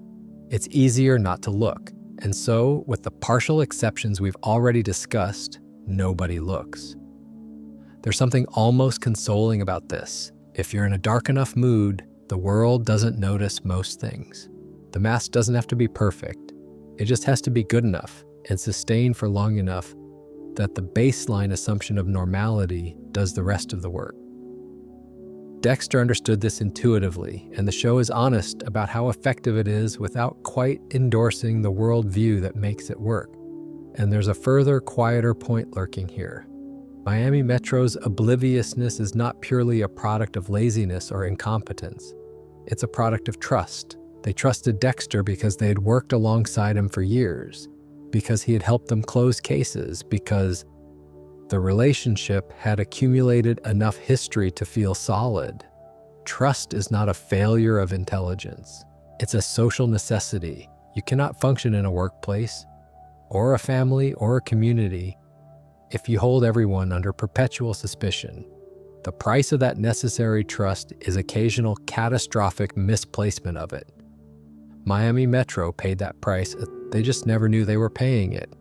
Season 3 doesn't get talked about as much as the seasons on either side of it, and I think that's slightly unfair because what it does, the specific narrative experiment it runs, is genuinely interesting, and the failure of that experiment is revealing. Miguel Prado is an assistant district attorney in Miami when Dexter accidentally kills his brother Oscar in self-defense during a planned kill gone sideways. What follows is a complicated dance in which Miguel figures out what Dexter is, Dexter lets him in, and the two of them develop something that functions for a while like a genuine friendship. The mystery Miguel's arc raises is, what happens when the code meets someone who wants to share it? Harry's code was designed for a solitary practitioner. It's a set of rules for one person in one context operating in secret. The code doesn't have a protocol for partnerships. It doesn't account for what happens when someone else wants in, because Harry presumably never imagined that someone would. He was trying to prevent Dexter from being caught and from killing innocents. He wasn't building a franchise, and Miguel Prado, ambitious, morally flexible, powerful, charming, is exactly the kind of person who could theoretically benefit from a partnership with Dexter, and who has the professional position to make such a partnership broadly useful. He has access to case files, to suspects, to the legal system's inevitable failures. He and Dexter together could, in theory, be a very efficient operation. The problem is that Miguel's definition of deserving to die expands rapidly once he has the taste for it. He goes from monsters who escaped justice to rivals who embarrassed him to people who simply stood in his way. The code in Miguel's hands is not a moral framework, it's a convenience. He uses it until it's inconvenient, and then he sets it aside. This is the code's real test, and the show is honest about what the test reveals. The code only works because Dexter internalized something. A combination of Harry's training, his own psychology, and what you might call genuine concern for a particular kind of justice that Miguel simply doesn't have. The code isn't transferable. It's not a technology that can be handed to another person and produce the same results. It's a very specific product of a very specific history. And when you take it out of that history and put it in the hands of a man whose primary motivations are power and ego, it immediately becomes something monstrous. Dexter kills Miguel in the back half of the season, and the show moves on. But the question Miguel's arc raises doesn't quite leave, because if the code is so fragile, if it depends so entirely on Dexter's particular psychology to mean anything, then what is it really? Is it a moral framework or just a set of personal preferences that happen to align with something that looks like justice? The code says, kill only those who deserve it, as proven beyond reasonable doubt. But deserve and proven are judgments that Dexter makes in his own head, without review, without oversight, without any mechanism for correction when he's wrong. Miguel made the same kind of judgments and came to very different conclusions, and the only thing that stopped him was Dexter deciding to, which is not a structural safeguard. It's just luck. The code in this light is not a guarantee of justice. It's a reflection of Dexter's particular moral intuitions. And Dexter's moral intuitions are not, as the show is honest about, entirely reliable. He kills people he's wrong about occasionally. He lets things go that he shouldn't. He acts on personal motivations that don't fit neatly into the code's stated requirements. Miguel Prado showed him what the code looks like when operated by someone without his specific mix of constraint and compulsion. And what it looks like is a horror. Clyde Phillips, who showed in the first 4 seasons of Dexter before leaving and who returned for the revival, has been quite candid about the trajectory of the original series after his departure. The show ran for 4 more seasons under different leadership, and the quality changed in ways that fans felt and critics documented, and that the show itself seemed, at moments, to be struggling against. It's worth spending some time here not as a complaint session, that's not what tonight is, but as a genuine inquiry into what the late seasons reveal about the show's central mysteries and whether they were handled differently and why that might matter. Seasons 5 and 6 have their defenders. The Lumen storyline, as we've discussed, is genuinely good television.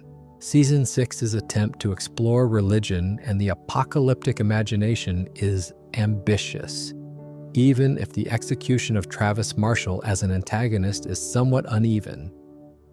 The Geller reveal that Colin Hanks's character has been hallucinating his mentor for the entire season is a structural trick that works better in theory than in execution, but it's at least trying something. The deeper problem in seasons 6, 7, and 8 is that the show starts to lose track of its own central question.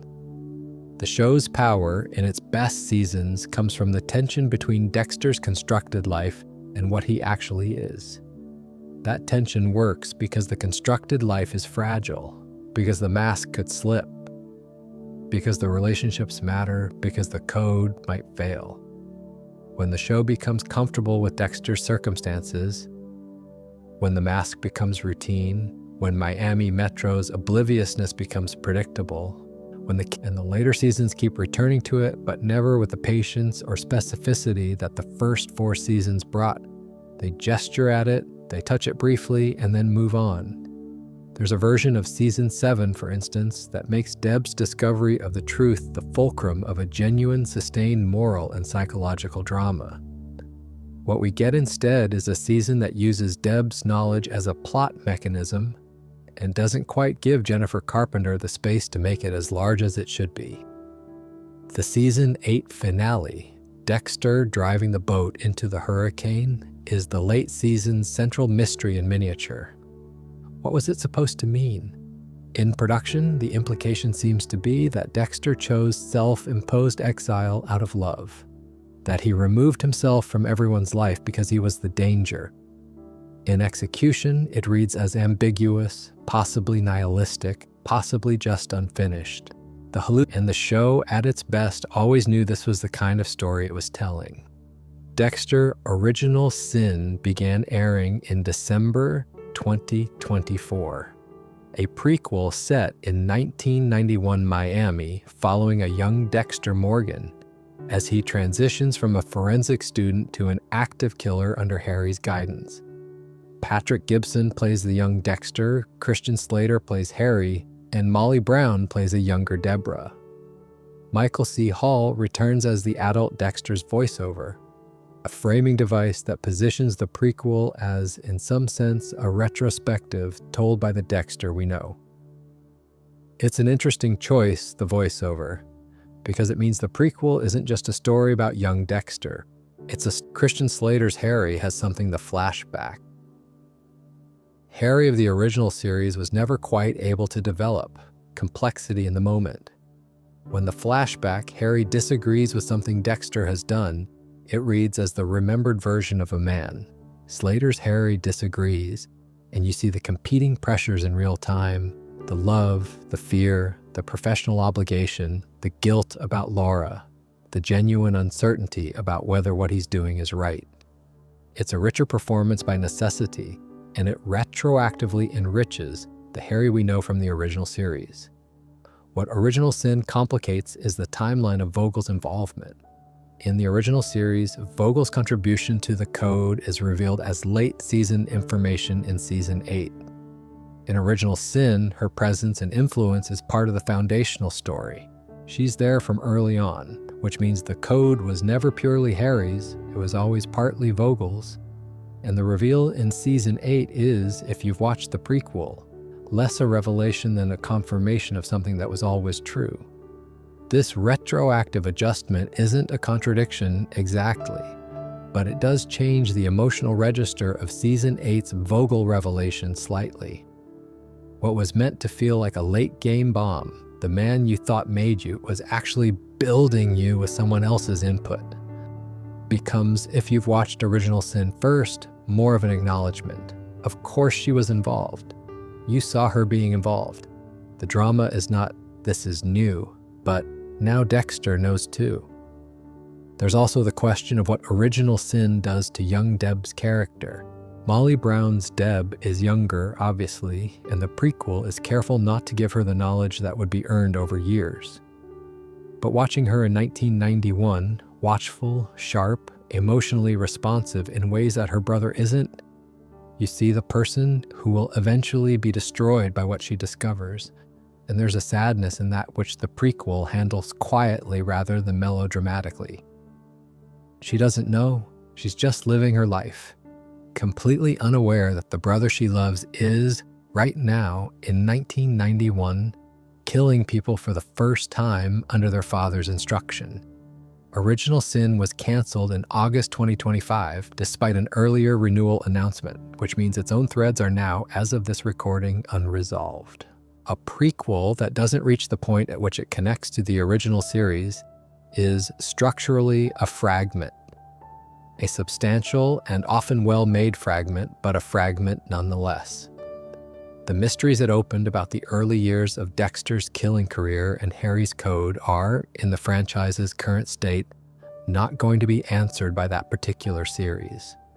Whether Resurrection picks up any of those threads, or whether they simply remain open, part of the franchise's ongoing accumulation of questions without answers, remains to be seen, which is in its own way very on brand for this particular story. There's something I've been thinking about on and off throughout our conversation tonight that I want to spend a bit of time on before we get to the end, and it's about Miami. Specifically, about why the show set itself in Miami and what that setting does to the story in ways that are worth noticing. Most American crime dramas of Dexter's era, and there were a lot of them, the mid-2000s, were full of grim prestige procedurals. Were set in gray cities, New York, Baltimore, Chicago, cities where the light is low and the sky is heavy and the weight of institutional failure feels geographic. The bleakness of the setting reinforces the bleakness of the subject matter. It's a familiar and generally effective formula. Dexter is set in Miami, where the light is blinding, where everything is saturated with color, where the ocean is visible from almost anywhere you stand in the right part of the city, and the horizon line is clean and bright and endless. Dexter dismembers his victims in sunshine. He drives across the causeway in evening gold. He stands on his boat in the middle of the Atlantic and disposes of garbage bags into warm, lit water. There's something about this choice that I find quietly unsettling and quietly brilliant. The show refuses to give you the visual grammar of darkness as a shorthand for moral corruption. Miami doesn't look like the city of a serial killer, it looks like a postcard. And Dexter walks through it in his light-colored shirts, looking like a perfectly reasonable person on a perfectly pleasant afternoon. This is a formal version of the mask problem. The mask works in part because of the setting. If Dexter lived in a gray city and moved through gray streets, the audience's visual sense of danger would always be slightly active. The environment would signal threat. Miami actively suppresses that signal. Everything looks fine. Everything looks better than fine. And the horror is in the gap between what things look like and what they are. The ocean is worth its own mention. The Bay Harbor butcher's body disposal method, weighted garbage bags in Biscayne Bay, is discovered when divers find them in Season 2. And this discovery triggers the investigation that comes closest to ending Dexter's career. The ocean, which is everywhere in Miami and which is Dexter's preferred method of making things disappear, eventually stops cooperating. The things he put in it come back. There's a mythology in that. The ocean as both accomplice and memory. Dexter buries things in the water and believes they're gone, and they surface. Not dramatically, not in ways that feel like cosmic punishment. They surface because divers happen to find them. Because circumstance is random and not designed. But the effect is the same. The sea doesn't keep secrets permanently. He buries Deb at sea in the original finale. He buries his victims at sea.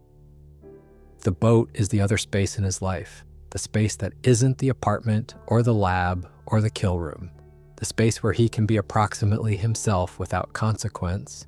And New Blood removes the boat, removes the ocean, removes Miami entirely, and puts Dexter in the frozen north. Iron Lake, snow, the cold that slows things down and preserves them in ice. The difference in setting between the original series and New Blood is doing a lot of thematic work. Miami is suppression through heat. Everything happens too fast, too brightly. The metabolism of the city is so high that there isn't time for things to settle and become clear. Iron Lake is the opposite. Everything slows, the cold is patient. And what the cold preserves, Iris's body in the cave, Matt Caldwell's remains under the ice, is exactly what Miami would have dissolved.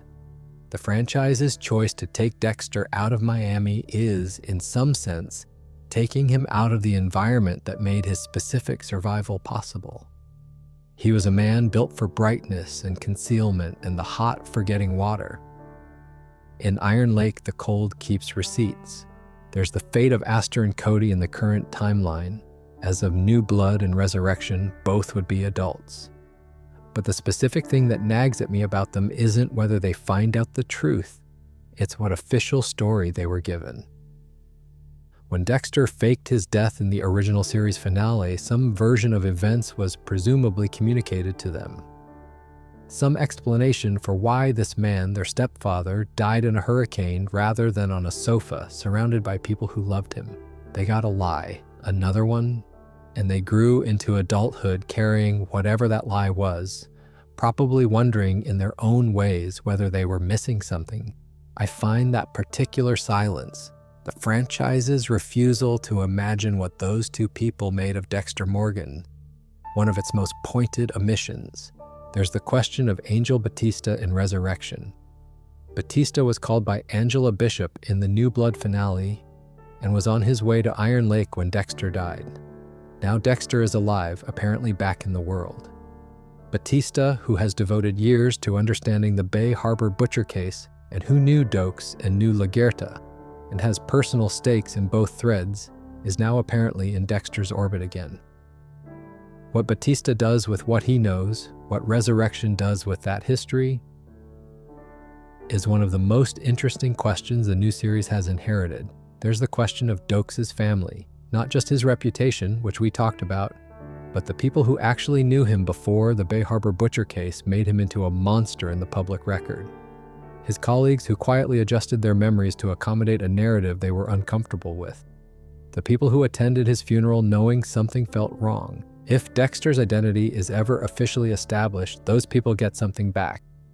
A version of James Dokes that was always the true one. The franchise has never looked at what that correction might look like from inside the lives of the people who cared about him. It probably should, There's the question of Original Sin's unfinished business. Canceled after 10 episodes without reaching the point at which young Dexter becomes the person we know, the prequel left several of its own threads open. The development of the code, the specifics of Harry and Vogel's collaboration, young Deb's trajectory, the first full development of Dexter's ritual and method. Those stories are now, unless another series picks them up, simply unfinished. A decade of a character's life, partially told. There's Lumen. And here's something I don't think gets discussed enough. Lumen didn't just know about Dexter's kills. She participated in 5 of them. She was there. She was, by any criminal justice standard, an active participant in 5 murders, regardless of the circumstances or the characters of the victims. If Dexter's identity ever became a matter of public record and investigators pulled on the Season 5 thread carefully enough, Lumen has genuine legal exposure. The show treats her departure as a clean break, a healing, a woman walking back into her life. But the legal reality of what she did followed her out the door. Whether that exposure ever becomes relevant, whether anyone ever comes looking, is a thread the franchise has never thought about and probably doesn't want to. And then there's Dexter himself, because Resurrection has brought him back, which means the question the franchise has been circling since 2006 is still formally open. Can Dexter Morgan change? Does the story of Dexter Morgan have an ending, or is it simply ongoing? Season after season of the same man in slightly different contexts, asking the same questions, reaching approximately the same answers, and then being brought back to ask them again. I don't say that as a criticism. I say it as an observation about what this franchise is and what it has always been. It's a story about a man who cannot escape himself. About a man whose specific history produced a specific psychology that resists resolution. And the irony of a franchise that cannot escape its protagonist, that keeps pulling him back even when it has declared him finished, is, in its own way, rather elegant. Dexter can't stop being Dexter, and the stories about Dexter, apparently, can't stop being stories about Dexter. The questions remain open. The dark passenger is still out there somewhere, and will keep asking.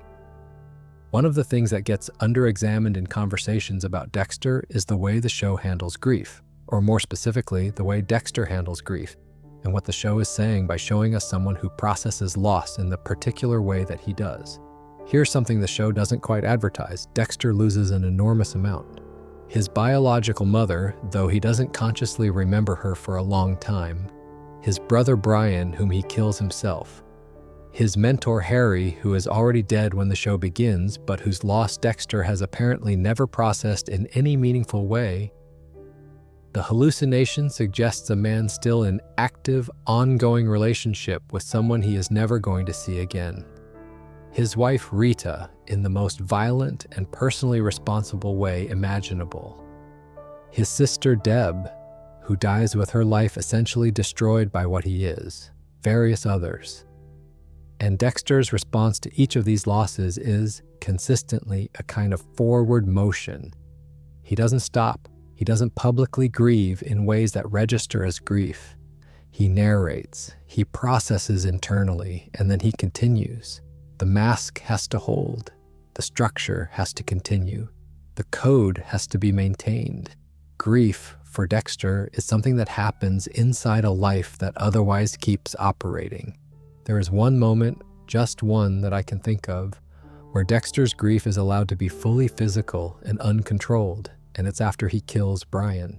He sets up the scene to look like suicide, and then he sits down alone in his brother's apartment, and he cries.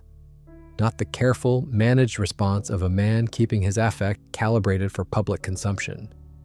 Actually cries, alone in the dark. It's one of the most surprising moments in Season 1 because the show has carefully established Dexter as someone who doesn't experience emotion the way other people do. And then it shows us this. A man grieving his brother, whom he just killed. A man who understood, in the moment of the kill, that Brian was right about him, and who cannot take that understanding anywhere except here, this floor, this darkness.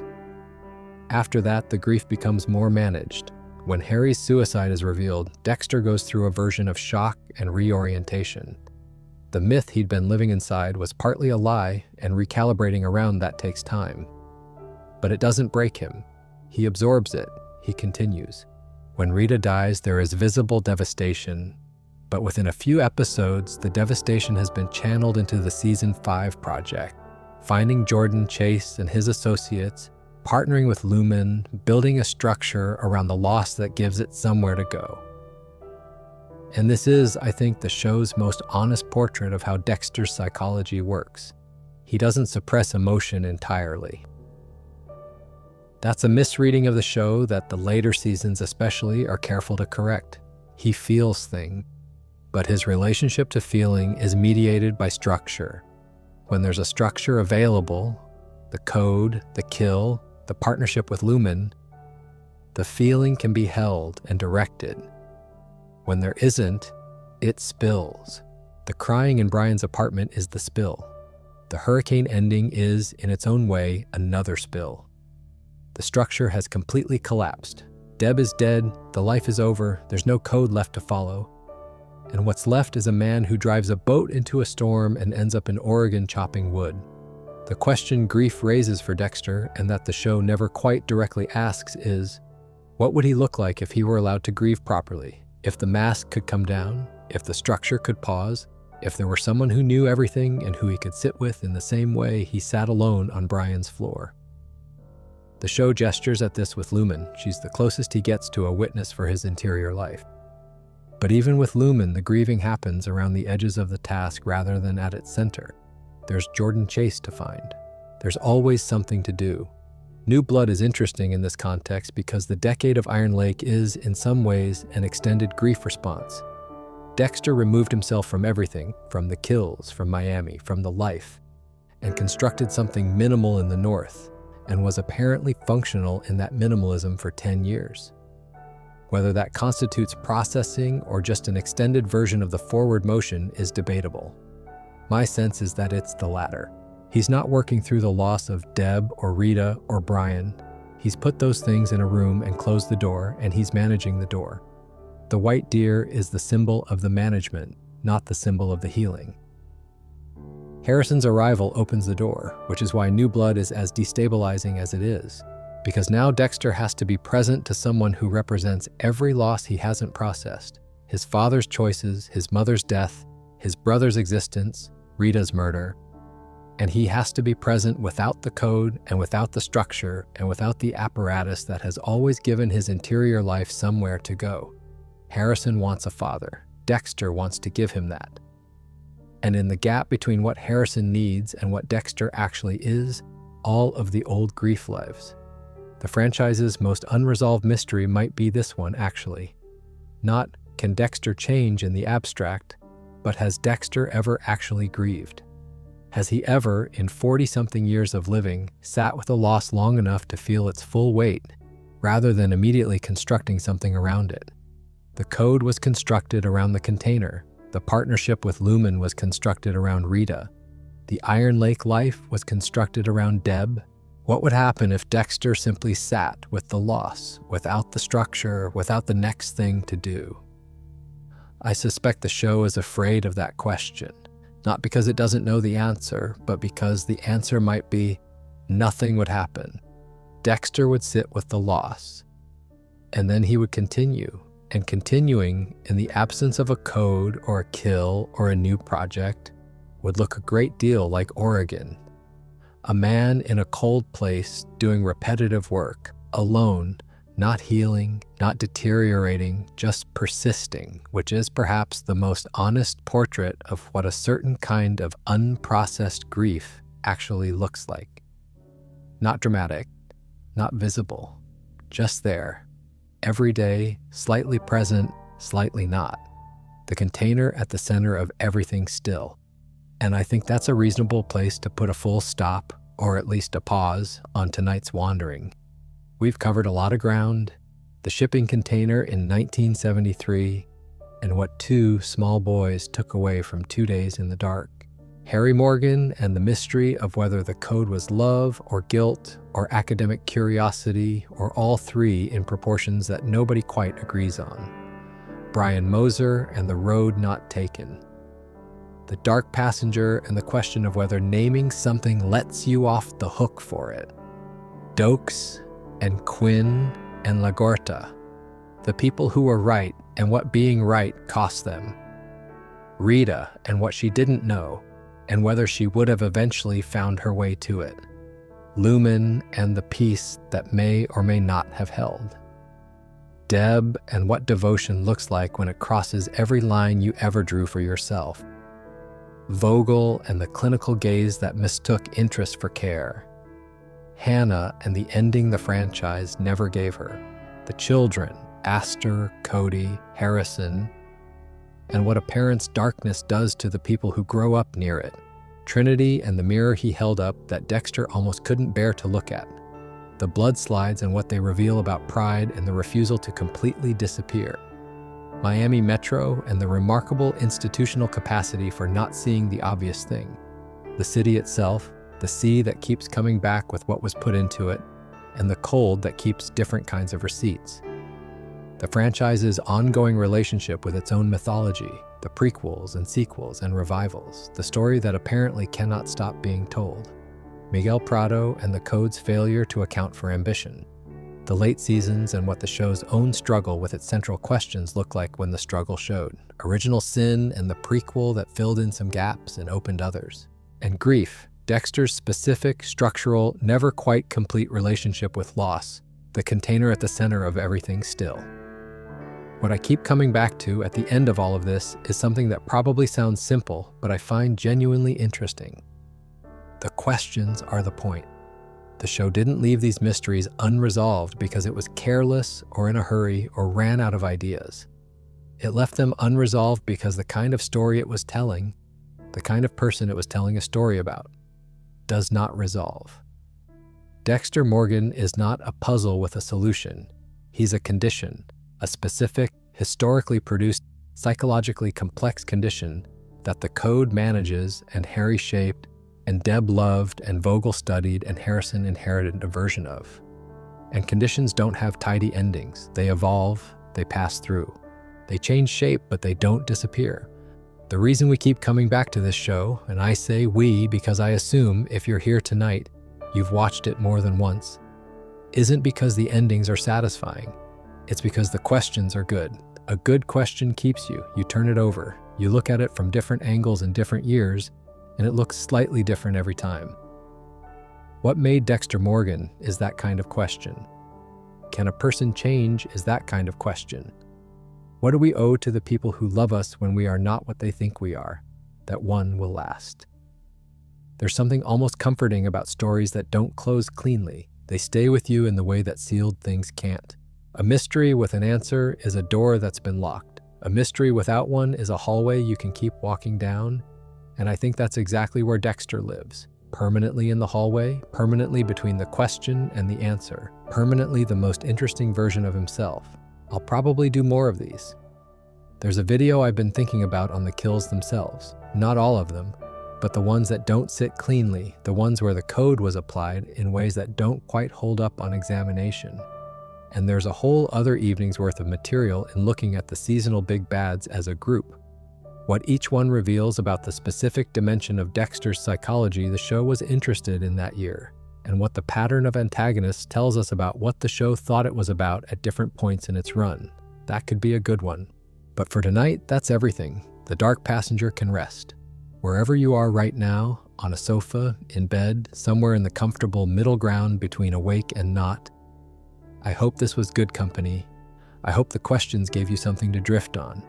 Dexter's world has always been better at questions than answers, and I've always thought that was the right choice, even when the questions are uncomfortable, especially when they are. Stay safe, sweet dreams.